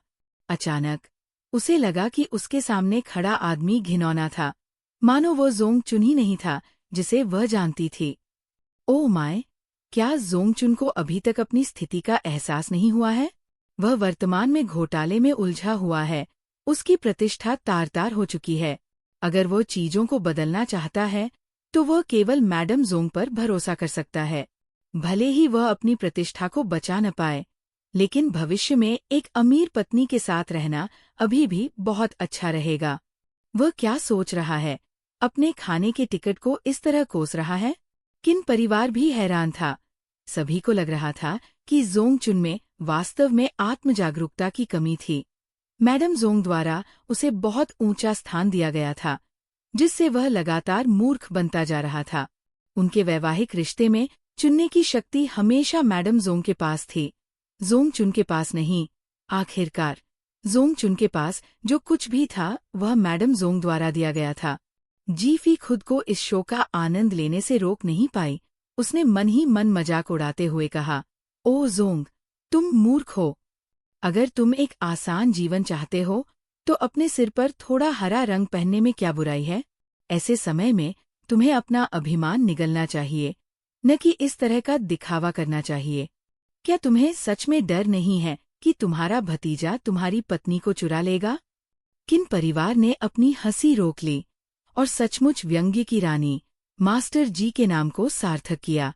लेकिन फिर अगर मैडम जोंग का प्रेमग्रस्त मस्तिष्क साफ नहीं है।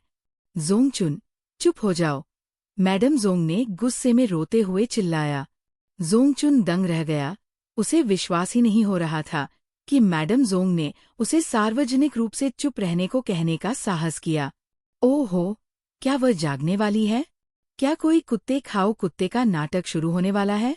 किन परिवार एक अच्छे शो की आशा में अपनी गर्दनें ऊपर उठाए देखने से खुद को रोक नहीं सका। लेकिन आश्चर्य की बात यह है कि सबसे पहले बोलने वाले जोंग सिकी थे। चाचा, आप सिस्टर यान से ऐसे कैसे बात कर सकते हैं? ये एक दुर्घटना थी। इसके अलावा आप ही थे जो सबसे पहले प्यार से बाहर हो गए थे और सिस्टर यान को तलाक देना चाहते थे। इस बिंदु पर जोंग सिकी अचानक जाग गया, जैसे कि उसने कुछ गलत कहा था, और मैडम जोंग को असहाय रूप से देखा। किसने कहा कि वह एक नया कलाकार है जो बीच में ही शामिल हो गया? अगर सिस्टर पेई ने ये अभिनय देखा, तो वो निश्चित रूप से उसे साइन करना चाहेगी। जिम के इस असभ्य आदमी ने एक नाजुक, असहाय ग्रीन टी कुतिया का बेहतरीन चित्रण किया है। ये दया की लौह देवी के स्तर का अभिनय है। किन परिवार? शुरू में तो वे हंसना नहीं चाहते थे, लेकिन अब वे मुश्किल से खुद को रोक पाए। सौभाग्य से कमरे में बहुत शोर था, अन्यथा उनकी हंसी शायद पेशेवर अभिनेता जोंग सिकी के प्रदर्शन को प्रभावित करती। हालांकि किन परिवार के चाय प्रेमियों ने अब टाइगुआनियन चाय नहीं पीने का फैसला किया। उन्हें डर था कि कहीं पीते समय उन्हें अचानक आयरन मैन ग्रीन टी की याद न आ जाए, और वे जोर से हंसने लगें। जुबान फिसलने के कारण पिछली अफवाह तुरंत सत्यापित हो गई। पपराजी ने तुरंत जोंग चुन पर सवालों की बौछार कर दी। जोंग चुन की अभिव्यक्ति लगभग विकृत हो गई थी, क्योंकि वो आगे बढ़ा और जोंग सिकी का कॉलर पकड़ लिया, उसे बाहर खींचने की कोशिश कर रहा था। ये तुम थे। तुमने ही ये सब योजना बनाई थी।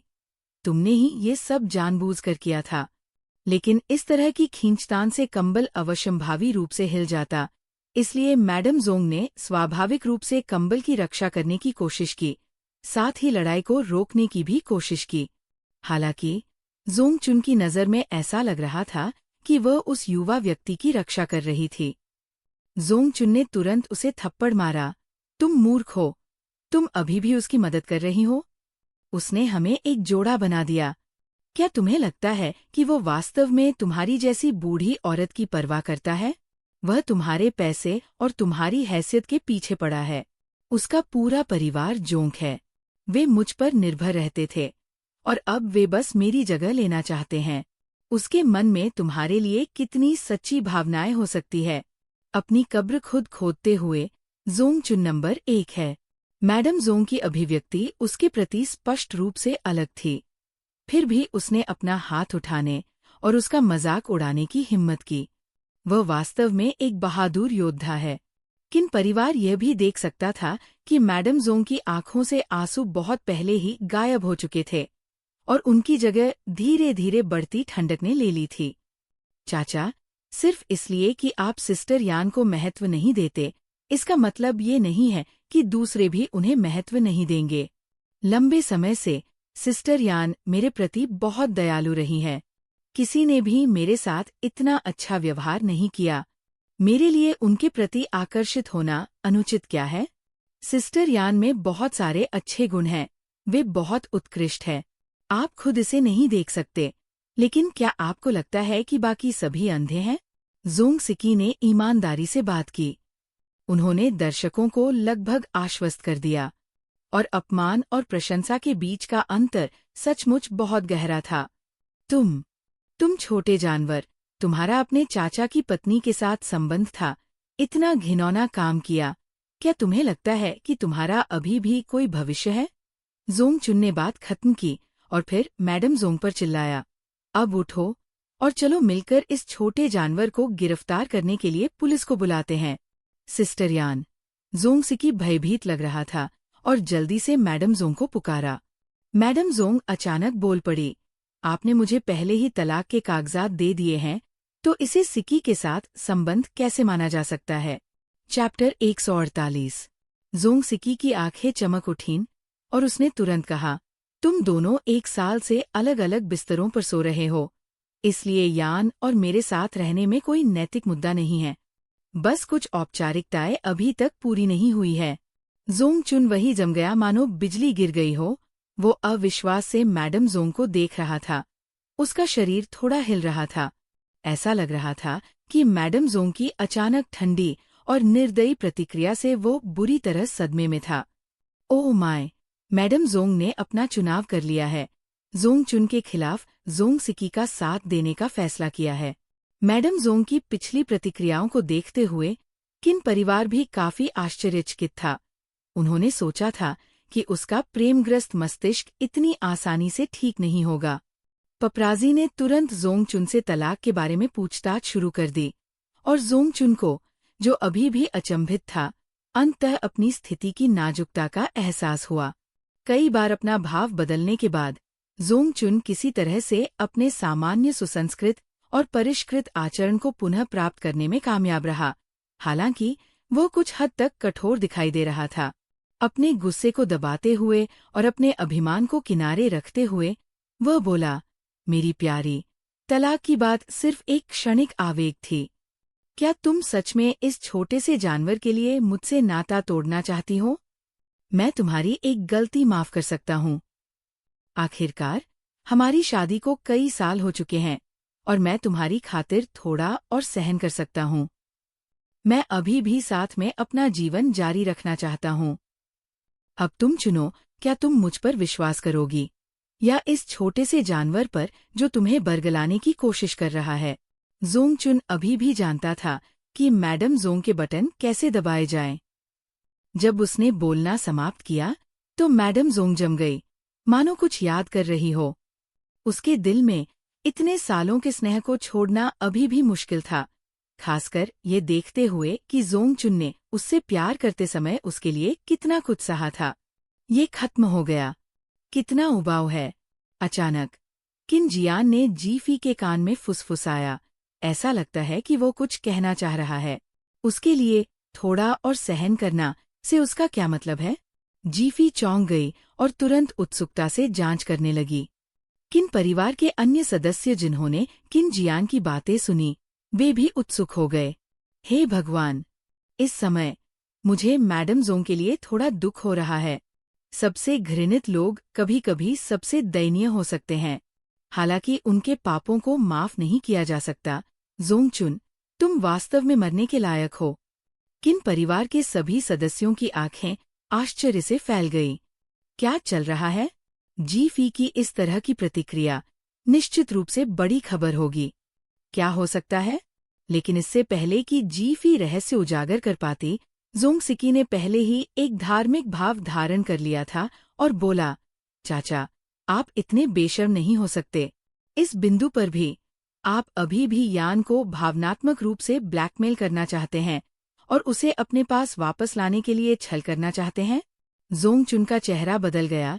वो अविश्वास से जोंगसिकी को देख रहा था। इससे पहले कि वह उसे रोक पाता, जोंगसिकी ने पहले ही मैडम जोंग का हाथ पकड़ लिया था और कहा, मुझे माफ करना, यान। मुझे हाल ही में इस बारे में पता चला। जो बच्चा पैदा नहीं कर सकता, वो तुम नहीं हो, वो वही है। यान, इसके बारे में सोचो। मेरे चाचा हर बार केवल 1 या 2 मिनट ही टिकते हैं। वो तुम्हें गर्भवती कैसे कर सकते हैं? तुम्हें लगता था कि वो वास्तव में संयमी थे और वैवाहिक संबंधों का आनंद नहीं लेते थे? ऐसा इसलिए है क्योंकि वह प्रदर्शन नहीं कर सकते। जब उन्होंने यू रुएन को देखा, तो उन्हें लगा कि वह फिर से ऐसा कर सकते हैं। इसलिए वह ये साबित करने के लिए बेताब थे कि वह एक असली आदमी है। आकाश में गरज उठी। पपराजी इतने हैरान हो गए कि उन्होंने अपने रिकॉर्डिंग डिवाइस की जांच करनी शुरू कर दी। उन्हें डर था कि कहीं वे इस विस्फोटक क्षण को न देख पाएं। ये सुनकर अन्य दर्शकों के चेहरों पर तरह तरह के भाव उभर आए और वे सभी जोंगचुन की ओर देखने लगे। वह व्यक्ति जिसने नाटकों में इतनी सारी प्रमुख भूमिकाएं निभाई थी, वह केवल 1 या 2 मिनट ही टिक सका। मैडम जोंग ने इतने सालों तक ये सब कैसे सहन किया? और उन्हें खुद भी समस्याओं का संदेह था। कैसे ये संभव है? मैडम जोंग ने जोंगसिकी को घूरते हुए कहा। उनकी आवाज कांप रही थी। इस रहस्योद्घाटन से वे स्पष्ट रूप से हिल गई थी। जोंगसिकी मैडम जोंग के कान के पास झुकी और कुछ फुसफुसाया, जिससे उनका चेहरा लाल हो गया, फिर पीला पड़ गया। अंततः उसकी आंखें धीरे धीरे लाल हो गई और जोंगचुन पर टिक गईं। हर कोई ये जानने को उत्सुक था कि आखिर कहा क्या गया। केवल किन परिवार ही जानता था। जोंगसिकी ने मैडम जोंग से चाचा और भतीजे के बीच के अंतर की तुलना करने के लिए कहा, ताकि उसे एहसास हो कि उसने अपने वैवाहिक रिश्ते में कभी भी सच्चा आनंद नहीं लिया है। लेकिन चूंकि वो जोंगचुन से तब प्यार करती थी जब वो युवा और अनुभवहीन थी, इसलिए उसे आधे जीवन तक मनोवैज्ञानिक रूप से हेरफेर किया गया था। वह अपने पति को इतना मानती थी कि उसने कभी किसी और से इस बारे में बात करने की हिम्मत नहीं की। इसलिए उसे इस बात का बिल्कुल भी अंदाजा नहीं था कि दूसरे पुरुषों के साथ ऐसा नहीं होना चाहिए। वे दोनों कभी गर्भधारण नहीं कर पाए थे, लेकिन वे कभी समस्या का पता नहीं लगा पाए। चूंकि मैडम जोंग के परिवार में महिलाओं में बांझपन के मामले थे, इसलिए उन्हें हमेशा संदेह था कि ये उनकी समस्या है, और उन्होंने कभी जोंगचुन की मेडिकल रिपोर्ट की जांच करने के बारे में नहीं सोचा। जब भी उनके साथ इलाज के लिए जाने की बात सामने आती थी, तो जोंगचुन हमेशा बेपरवाही से पेश आती थी। फिर उसे शांत करने के लिए मीठी मीठी बातें करती थी, जब तक कि वह एक ऐसी उम्र में नहीं पहुंच गई जहां गर्भधारण करना मुश्किल हो गया। इस पूरे समय वह अपने पति को बच्चा न दे पाने का अपराध बोध लिए रहती थी। जोंगचुन वास्तव में इस बिंदु का हेरफेर कर रहा था। यही कारण है कि वह यू रुएन का पीछा करने और तलाक के लिए दबाव डालने में इतना साहसी था। उसका मानना था कि भले ही वे तलाक ले लें, मैडम जोंग मनोवैज्ञानिक रूप से उसे कभी नहीं छोड़ पाएंगी। वह वास्तव में चालाक और शातिर है। ये सुनकर किन परिवार भी जोंगचुन को घृणा से देखने से खुद को नहीं रोक सका। वह वास्तव में एक बदमाश था। स्क कोई आश्चर्य नहीं कि वह इतनी जल्दी ठीक हो गया और नशे में होने के बावजूद उसे ढूंढने आया। पता चला कि वो नपुंसक है। तर्क सही है। किन परिवार को भी ये बात समझ में आ गई और वे इसे मनोरंजक मानने से खुद को रोक नहीं पाए। अब तक जोंगचुन पीला पड़ चुका था। ऐसा लग रहा था कि वह अपने सामने की स्थिति से घबरा गया था। तुम उस पर विश्वास नहीं करोगे, है ना? जोंगचुन ने अंत तक हार मानने से इनकार कर दिया। इस समय मैडम जोंग का चेहरा किसी राक्षस की तरह था। ठीक है, चलो चेकअप के लिए अस्पताल चलते हैं। अगर तुमने मुझसे झूठ बोला है जोंगचुन, तो मैं कसम खाता हूँ, मैं तुम्हें इसकी कीमत चुकाने पर मजबूर कर दूंगा। तुम पागल हो गए हो क्या?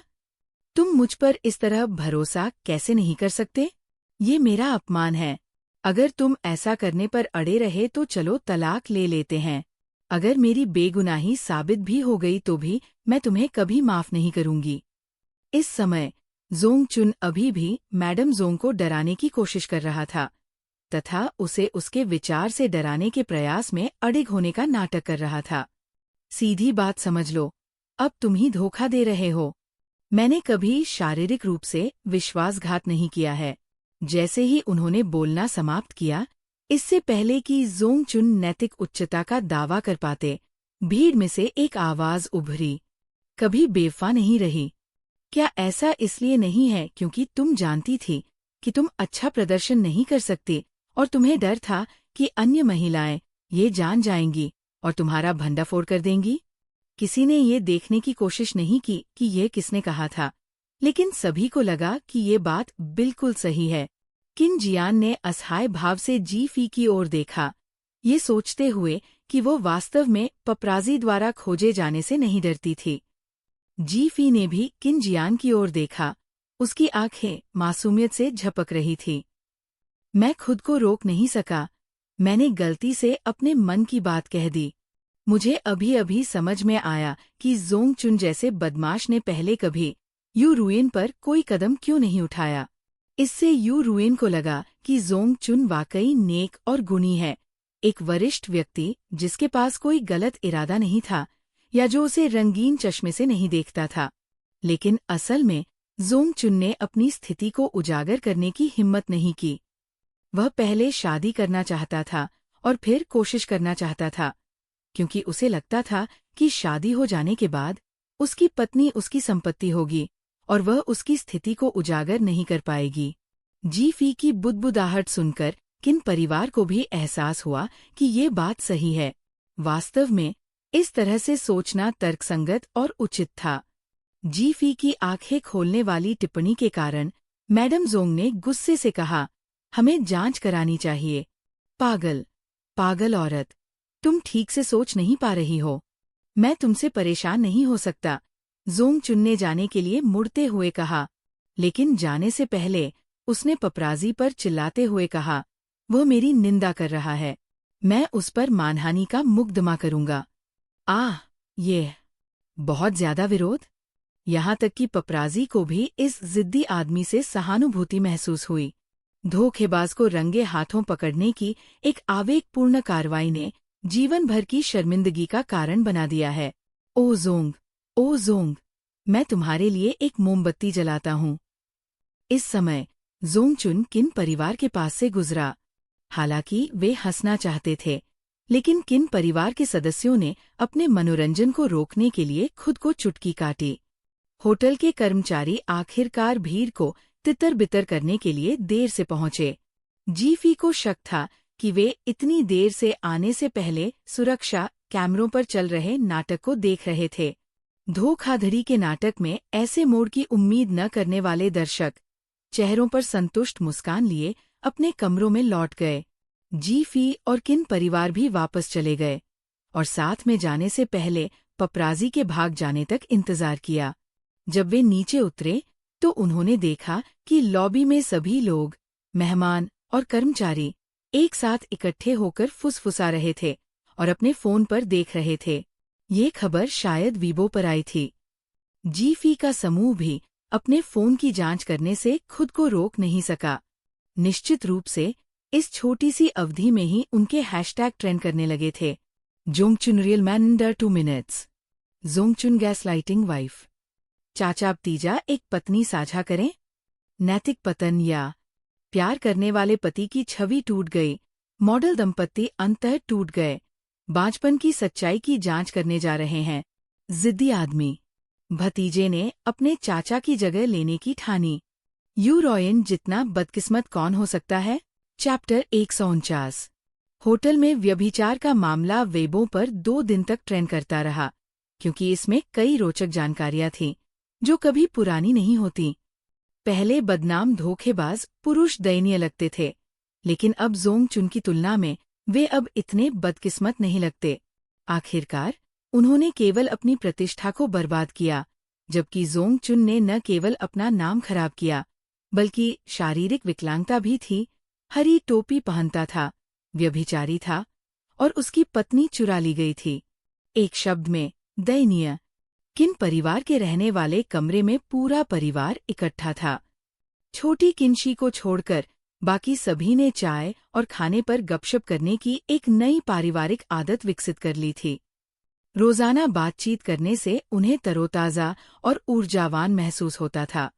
यहाँ तक कि किन शियान भी कभी कभी काम से जल्दी छुट्टी मिलने पर शामिल हो जाती थी। जोंगचुन की दुर्दशा के बारे में जीफी की निराशा और व्यंग्यात्मक टिप्पणी सुनकर किन जियान के होठों पर मुस्कुराहट आ गई और अन्य लोग भी हंस पड़े। ऐसा लग रहा था जब से जीफी बदल गई थी, पूरा परिवार एक साथ हंसते हुए अधिक समय बिताता था। मैंने अभी अभी ताज़ा खबर देखी। श्रीमती जोंग ने आधिकारिक तौर पर तलाक की घोषणा कर दी है और जोंगचुन पर मुकदमा चलाने के लिए वकील का पत्र भेजेंगी, किन रोंग ने उत्साह से बताया। जोंगचुन को पहले ही घर से बाहर निकाल दिया गया है। लगता है सच सामने आ गया है, किन की माँ ने कहा। वह इतनी गुस्से में होगी कि उसे अपनी प्रतिष्ठा की कोई परवाह नहीं होगी। किन के पिता ने कहा, जोंगचुन न केवल खाली हाथ लौटेगा, बल्कि उसे शायद मुआवजा भी देना पड़ेगा। वह अब अपने करियर और परिवार दोनों में पूरी तरह विफल हो चुका है। पापराजी ने जोंग सिकी को मिसेस जोंग के विला में रहते हुए पकड़ लिया है, किन झाओ ने अविश्वसनीय रूप से कहा।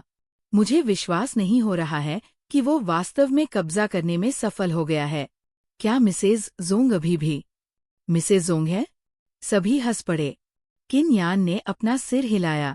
एक आदमी द्वारा इतनी बुरी तरह से चोट पहुंचाने के बाद वो अब भी पुरुषों पर कैसे भरोसा कर सकती है? शायद उसे भरोसा नहीं है, लेकिन वह अब जीवन का आनंद लेना चाहती है। आखिरकार उसके पास पैसा है। ये सिर्फ एक शर्म की बात है कि उन्होंने यू रॉयन के साथ जो किया वह अनसुलझा रह जाएगा। जीफी ने अफसोस जताते हुए कहा। सभी को ये दुखद लगा। उन्हें लगा था कि शायद कपड़ों पर लगे कॉफी के दागों से ड्रग के निशान का पता लग सकता है, लेकिन बाद में पता चला कि कॉफी में कोई ड्रग नहीं था। जिस व्यक्ति को किसी को ड्रग देना था वो ही पीड़ित बन गया। इसके अलावा और क्या कहा जा सकता है? किन जियान अचानक बोल पड़ा। श्रीमती जोंग के चचेरे भाई ने कंपनी में शिकायत की है कि उनके परिवार के दोनों पक्ष उन्हें पारिवारिक रजिस्ट्री से हटाने की योजना बना रहे हैं, क्योंकि उन्होंने ऑनलाइन घोटाले किए हैं, जिससे उनके पारिवारिक व्यवसाय प्रभावित हो रहे हैं। चूंकि वो खुद काम नहीं करती हैं, इसलिए भविष्य में मुझे डर है कि उनके पास फिजूल खर्ची के लिए ज्यादा पैसे नहीं होंगे। श्रीमती जोंग का चचेरा भाई किन कॉरपोरेशन में निदेशक था, इसलिए उसने जो कहा वह सच ही होगा। हालांकि किन परिवार के सभी सदस्य आश्चर्य से किन जियान को देख रहे थे। कौन सोच सकता था कि जो आदमी कंपनी में बॉस के रूप में हमेशा इतना गंभीर रहता था, वह वास्तव में किसी की निजी शिकायतें सुनेगा और उनके साथ गपशप करने के लिए समाचार वापस लाएगा। यह किन शियान से बिल्कुल अलग था। लेकिन जब उन्होंने मुड़कर देखा कि ये खबर सुनकर जीफी की आंखें चमक उठीं, यहाँ तक कि उसने किन जियान की बाह खींचने के लिए हाथ बढ़ाया। किन परिवार के सदस्यों ने तुरंत किन जियान को जानने वाली नजरों से देखा। तो क्या यह अपनी पत्नी को खुश करने का कोई नया तरीका था? अतीत में किन के माता-पिता इस जोड़े के रिश्ते को लेकर काफी निराश थे, लेकिन अब उन्होंने हर दिन अपने मधुर क्षणों का आनंद लेने के तरीके ढूंढ लिए हैं। सचमुच? जी फी ने अपने चेहरे पर बड़ी दिलचस्पी के भाव के साथ पूछा। किन जियान ने सिर हिलाया और विस्तार से समझाया। जी फी ने हंसते हुए कहा, तुम जो बुरे काम करते हो, वे किसी न किसी तरह से तुम्हें नुकसान पहुंचाएंगे। कोई कल्पना कर सकता है कि भविष्य में क्या होगा जब श्रीमती जोंग के पास पैसे नहीं होंगे। और जोंग सिकी के बारे में क्या? उसने इस खुलासे के साथ अपने सारे करियर के पुल पहले ही जला दिए थे, अपनी चाची को बहकाया और बदनाम हो गया। उसका भविष्य कैसा हो सकता है? शिक्षक यू ने अंततः सुरंग के अंत में प्रकाश देखा है। अब कोई भी उसे नुकसान पहुंचाने की कोशिश नहीं करेगा, किन रोंग ने खुशी से कहा।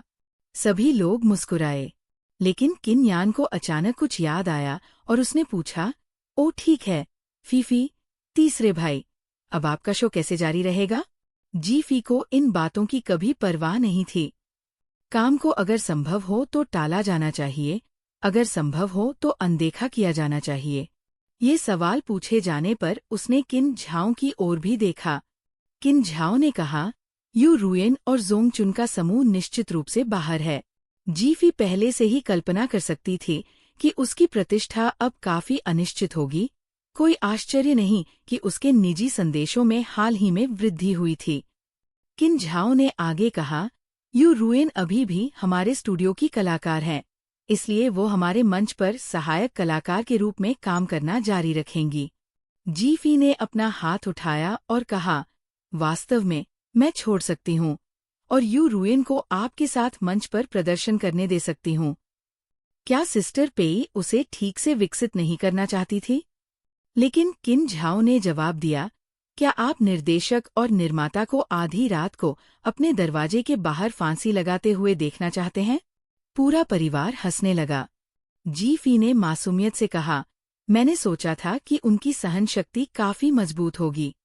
किन झाओ ने बताया, पिछले समूह गायब हो गए क्योंकि शो ने सार्वजनिक निंदा के डर से उन्हें इस्तेमाल करने की हिम्मत नहीं की। वे छोड़ने के लिए तैयार थे, इसलिए स्वाभाविक रूप से उनके अनुबंध समाप्त कर दिए गए।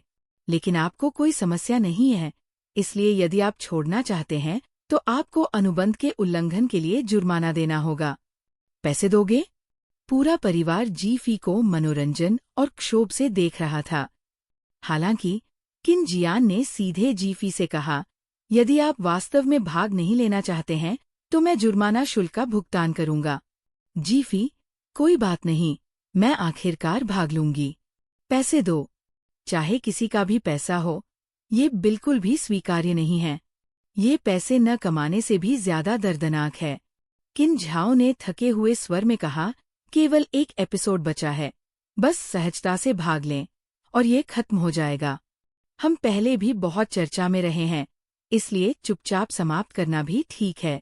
अगर कोई और समस्या आती है तो मुझे संदेह है कि निर्देशक और निर्माताओं के लिए नाइट्रोग्लिसरीन की गोलियां भी पर्याप्त नहीं होंगी। स्पष्टतः निर्देशक और निर्माताओं ने प्रत्यक्ष और अप्रत्यक्ष रूप से काफी शिकायतें की थीं। सिर्फ एक एपिसोड बचा है? जी फी ने हैरान होकर पूछा। उन्होंने मूल रूप से पूरे सीजन के लिए अनुबंध किया था।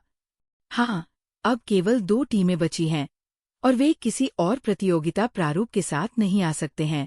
अब कोई भी शो में अतिथि के रूप में आने की हिम्मत नहीं करता है, इसलिए निर्देशक और निर्माता ने हार मान ली है और घोषणा की है कि अगला एपिसोड आखिरी एपिसोड होगा।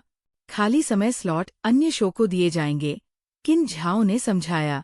जी फेई तुरंत मुस्कुराई। जीवन की खुशियों में से एक है कम काम के लिए समान वेतन पाना। तो इसका मतलब है कि सिर्फ तुम्हारा समूह ही राउंड रॉबिन प्रतियोगिता में भाग लेगा। किन के पिता ने हंसते हुए कहा, लगता है कि फेई हर संयोजन का परीक्षण करेगी। किन की माँ ने कहा, मैं पिछले समूह से काफी परिचित हूँ। जब मैं छोटी थी तो मुझे लू फी के नाटक बहुत पसंद थे। वह एक राष्ट्रीय खजाना स्तर की अभिनेत्री है जिसने सड़कों पर अपने नाटक नहीं देखे हैं और उसे अपने बेटे की पूर्व प्रेमिका सन मैन के साथ जोड़ा गया है है ना? मुझे आश्चर्य है कि वे कैसे साथ रहेंगे। किन रोंग ने कहा, वास्तव में कुछ लोग ऑनलाइन शर्त लगा रहे थे कि पूर्व सास बहू की जोड़ी निश्चित रूप से प्रतियोगिता हार जाएगी। किन यान, अगर वे हार जाते हैं तो ये साबित होगा कि वे फीफी और तीसरे भाई का सामना करने से डरते हैं। नेटिजन्स शायद उन्हें छोड़ नहीं देंगे। किन झाओ ने सिर हिलाया और कहा, निर्माता ने उनसे बात की है और उन्होंने नौकरी छोड़ने का कोई इरादा नहीं जताया है। गाओ हाओ और पेई मिंगक्सवान ने भी कहा कि उनके पास कोई बड़ी समस्या नहीं है। इसके अलावा टीचर लू की कुछ आधिकारिक पृष्ठभूमि है, इसलिए उन्हें अपनी आलोचना की गई बुरी सास की छवि को छोड़कर खुद को अच्छी तरह से नियंत्रित करने में सक्षम होना चाहिए। किन की माँ ने कहा, मैंने पहले भी रिपोर्ट पढ़ी है कि वो कम उम्र में विधवा हो गई थी और हमेशा अपने बेटे पर निर्भर रही। तो उसका बेटा माँ का लड़का है और माँ हमेशा अपने बेटे की गर्लफ्रेंड के काम में दखल देती है? किन यान ने पूछा। किन झाओ ने कहा, उद्योग में ऐसा ही कहा जाता है। मुझे लगता है आप ऐसा कह सकते हैं। हर कोई दंग रह गया। ये स्पष्ट रूप से संकोची स्वर, साथ ही उन छूटे हुए दीर्घवृत्तों ने साबित कर दिया कि सतह के नीचे पूरी तरह से अलग जानकारी छिपी हुई थी। चैप्टर 150। उसके हस्तक्षेप का कारण ये था कि उसके बेटे की पिछली सभी गर्लफ्रेंड्स में कई तरह की समस्याएं थीं। वह अपने संपर्कों का इस्तेमाल करके जांच करती और जल्दी से सब कुछ उजागर कर देती। उसे चिंता होती कि उसका बेटा गुमराह हो जाएगा, इसलिए वह अपने बेटे को रिश्ता तोड़ने के लिए मजबूर करती।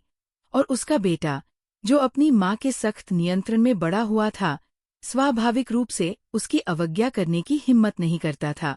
किन परिवार अपने बच्चे से प्यार करना समझ में आता है, लेकिन उसे बुरी सास कहना बहुत दूर की बात है। आखिरकार वह सिर्फ अपनी पसंद के आधार पर लोगों को दूर नहीं कर रही है, बल्कि इसलिए क्योंकि उसने वास्तव में समस्याओं को उजागर किया है। हालांकि उसके बेटे को गुमराह करने की जरूरत नहीं है। एक बुरा बीज स्वाभाविक रूप से बढ़ने पर बुरा बन जाता है। सौभाग्य से सन मैन का दिमाग प्यार में पागल नहीं है और वो जल्दी से भाग गया, अन्यथा मैं वास्तव में किसी अन्य जोड़े के साथ हस्तक्षेप करने से खुद को रोक नहीं पाता। किन परिवार एक बुरा बीज, वह माँ का लड़का? किन रोंग विशेष रूप से हैरान थी। आखिरकार उसने एक बार उन दोनों को भेजा था। टीचर लू के बेटे का नाम लैंग झे है, जो एक रैपर है और उसके गाने सुनने लायक नहीं है, लेकिन उसने अपनी माँ और एक पूर्व प्रेमिका की वजह से काफी प्रसिद्धि प्राप्त की। अपनी माँ के अच्छे जीन की विरासत के अलावा वो वास्तव में अच्छा दिखने वाला है और उसकी कई अंधी प्रशंसक लड़कियां हैं। जब सन मैन लैंग झे के साथ थे तो पपराजी ने उनके प्यार भरे संवादों के कई दृश्य कैद किए और एक समय के लिए दोनों इतने प्यारे थे कि नेटिजन्स खुशी से चिल्ला रहे थे। खास तौर पर लैंग झे के एक प्रदर्शन के बाद, जब वह सन मान को उठाने और उसे घुमाने के लिए मंच से भागा। ऐसा लग रहा था कि सन मान शुरू में नहीं आ पाया था, लेकिन आखिरकार आने में कामयाब हो गया, जिससे वो बहुत उत्साहित हो गया। सेटिंग चाहे जो भी हो, उसने उसे गले लगाया और उसे बहन कहकर पुकारा और वह नखरे दिखाने लगा। उस समय नेटिजन्स ने मजाक में कहा कि लैंग झे भाग्यशाली था, जिसे घर पर उसकी माँ ने और बाहर उसकी पत्नी ने बिगाड़ दिया था। उस समय सन मैन के हावभाव से ऐसा प्रतीत होता था कि वह भी इस रिश्ते में बहुत ज्यादा दिलचस्पी ले रही थी। इसके अलावा लैंग झे ने ऑनलाइन कोई भी नकारात्मक अफवाह उजागर नहीं की थी। यहाँ तक कि उद्योग के अंदरूनी सूत्र किन झाओ ने भी ज्यादा कुछ नहीं सुना था। उन्हें सिर्फ इतना पता था कि लैंग झे का संगीत सिर्फ उनके मनोरंजन के लिए था, इससे उन्हें ज्यादा पैसे नहीं मिलते थे और उनके जीवन के बुनियादी खर्चे ज्यादातर उनके परिवार द्वारा पूरे किए जाते थे। शायद कभी कभी उन्हें अपनी गर्लफ्रेंड पर भी निर्भर रहना पड़ता था। हालांकि ये शर्मनाक हो सकता है, लेकिन ये बुरे बीज होने के स्तर तक नहीं पहुंचता है। इसके अलावा जब सन मैन ने उससे ब्रेकअप किया तो उसने अपने पूर्व प्रेमी के बारे में कभी कोई बुरी बात नहीं बताई, केवल इतना कहा कि उनका ब्रेकअप असंगत व्यक्तित्वों के कारण हुआ था। इसलिए बाहरी लोगों को भी उनके ब्रेकअप के कारण के बारे में स्पष्ट जानकारी नहीं थी। किन परिवार की जिज्ञासा बढ़ गई। वे ये जानने में बहुत रुचि रखते थे कि लैंग झे कैसे बुरा बन गया, लेकिन जी फी ने उनके मामलों में रुचि खो दी थी, क्योंकि सन मान ने उस बदमाश को पूरी तरह से छोड़ दिया था। तभी अचानक किन की माँ का फोन बजा। जब उसने फोन करने वाले का नाम देखा तो उसके चेहरे पर अजीब सा भाव आ गया। किन के पिता ने उस पर नजर डाली और तुरंत भौहें सिकोड़ ली। जवाब देने के बाद किन की माँ ने एक शांत अभिवादन दिया और फिर तुरंत अपनी भौहें सिकोड़ते हुए कहा, क्या तुम तुरंत मिलने आ रहे हो? ये सुनकर सभी चौंक गए। शाम हो चुकी थी। अचानक कौन मिलने आ गया? ये थोड़ा असभ्य लग रहा था। लेकिन जल्द ही किन की माँ ने आश्चर्य से किन झाओ और जीफी की ओर देखा और कहा, तुम किन झाओ और जीफी को देखना चाहते हो? शो के अगले एपिसोड पर चर्चा करने के लिए? किन की माँ ने फोन ढक दिया और आंखों से संकेत दिया कि यदि वे मिलना नहीं चाहते तो वह मना करने का कोई बहाना ढूंढ लेगी। लेकिन इस समय किन के पिता ने अचानक कहा, तुम्हारी बचपन की सहेली? उसे आने दो। किन परिवार में माहौल तुरंत बदल गया, मानो कोई लड़ाई शुरू होने वाली हो। फोन कॉल समाप्त होने के बाद जी फेई को छोड़कर सभी लोग इधर-उधर भागने लगे। किन यान और किन रोंग ने किन की माँ को मेकअप रूम में खींच लिया। मेकअप टीम को बुलाने का समय नहीं था, लेकिन सौभाग्य से किन रोंग ने पेंटिंग का अध्ययन किया था और उसकी सुंदरता बेदाग थी। किन के पिता और किन झाओ ने परिवार के आभूषणों और मूल्यवान वस्तुओं के संग्रह की खोज शुरू कर दी। अंततः किन शियान भी उठकर बटलर और हाउसकीपर को बुलाकर अतिथि के स्वागत की व्यवस्था करने लगी। जी फी ने तभी देर से ही सही अपनी स्मृति की गहराई से कुछ जानकारी खोज निकाली। उनके परिवारों के बीच लंबे समय से चले आ रहे रिश्ते के कारण किन की माँ का एक बचपन का साथी था, जिसे वह कई सालों से जानती थी। किन की माँ सुंदर और निपुण थी, इसलिए वो हमेशा दूसरे की ईर्ष्या का लक्ष्य रही थी। हर बार जब वे मिलते थे तो तुलनाओं का दौर शुरू हो जाता था, और अगर मौका मिलता तो उसके मुंह से कुछ भी अच्छा नहीं निकलता, वह मजाक उड़ाने के कई मौके ढूंढती। किन की माँ को लड़ाई झगड़ा पसंद नहीं था, इसलिए वो अक्सर बहुत परेशान रहती थी, लेकिन दूसरे को सबक नहीं सिखा पाती थी, क्योंकि उनके परिवार पुराने दोस्त थे। वह केवल खुद को शांत करने की कोशिश कर सकती थी और दूसरे के स्तर पर नहीं गिर सकती थी। किन परिवार हमेशा से ही कम महत्वपूर्ण रहा था, और बाहर जाते समय उनके पहनावे से ये पता नहीं चलता था कि वे बहुत अमीर हैं। इसलिए वे अक्सर आभूषणों और हैंडबैग के बारे में दूसरे पक्ष के उपहास से अचंभित रह जाते थे। परिवार के अन्य सदस्यों को भी कई बार ऐसी स्थिति का सामना करना पड़ा था, और वे सभी अपना गुस्सा दबा रहे थे। जैसे जैसे किन परिवार अधिकाधिक सफल होता गया, दूसरी पार्टी ने मूलतः किन की माँ के सामने आना बंद कर दिया। अप्रत्याशित रूप से इस बार वह अपनी पहल पर आ रही थी, इसलिए उन्हें किन की माँ का समर्थन करना चाहिए। इसलिए हर कोई इतना सक्रिय हो गया। आमतौर पर किन की माँ जीफी के प्रति बहुत अच्छी थी, इसलिए जीफी भी मदद करना चाहती थी, लेकिन ऐसा लग रहा था कि उसके पास करने के लिए कुछ भी नहीं बचा था, इसलिए वो केवल आज्ञाकारी रूप से उनका साथ दे सकती थी। हालांकि किन की माँ को सभी व्यवस्थाओं से असहजता महसूस हुई। इसकी कोई जरूरत नहीं है, मैंने पहले कभी उसके बारे में चिंता नहीं की। इस तरह की निम्न स्तरीय तुलना निरर्थक है। क्या मैं किसी से बेहतर नहीं जानती कि मैं कितनी अच्छी तरह से रह रही हूँ?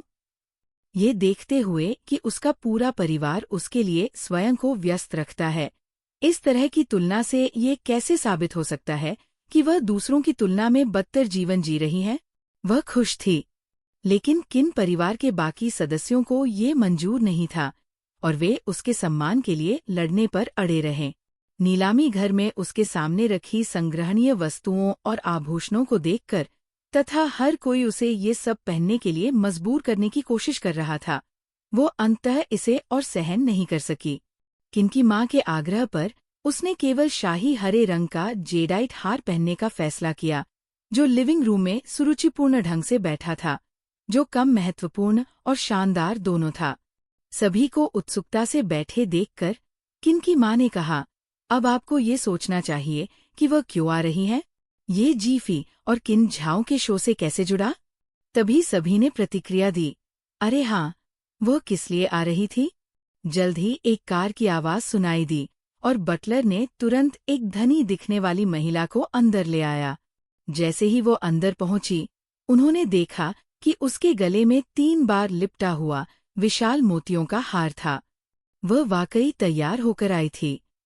यहाँ तक कि जीफी, जो गहनों के प्रति संवेदनशील नहीं थी, ने भी इस मोती के हार के बारे में एक वीडियो देखा था। कहा जाता है कि पिछली नीलामी में इसे 100 मिलियन की आसमान छूती कीमत पर नीलाम किया गया था।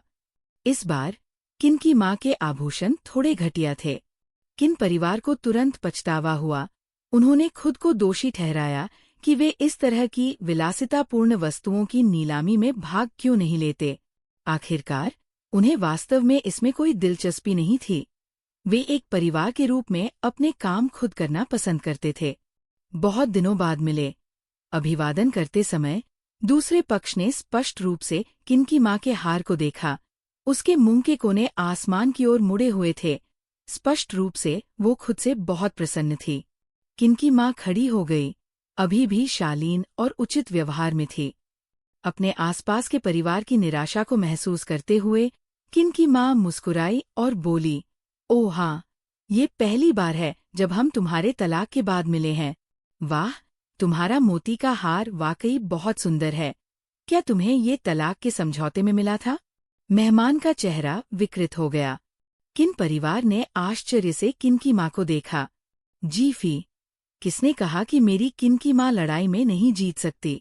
मारने के लिए एक वाक्य। यद्यपि अतिथि बहुत क्रोधित था, फिर भी वह बैठ गया। जीफी को भी धीरे धीरे अपना नाम याद आ गया, और जब उसके सामने वाले चेहरे से उसका मिलान हुआ तो वो तुरंत गपशप कर सकी। अचानक जीफी को मुख्य बात पता चल गई। धिक्कार है, लैंगझे की किस्मत कैसी है, जो वास्तव में उसका गॉडसन है।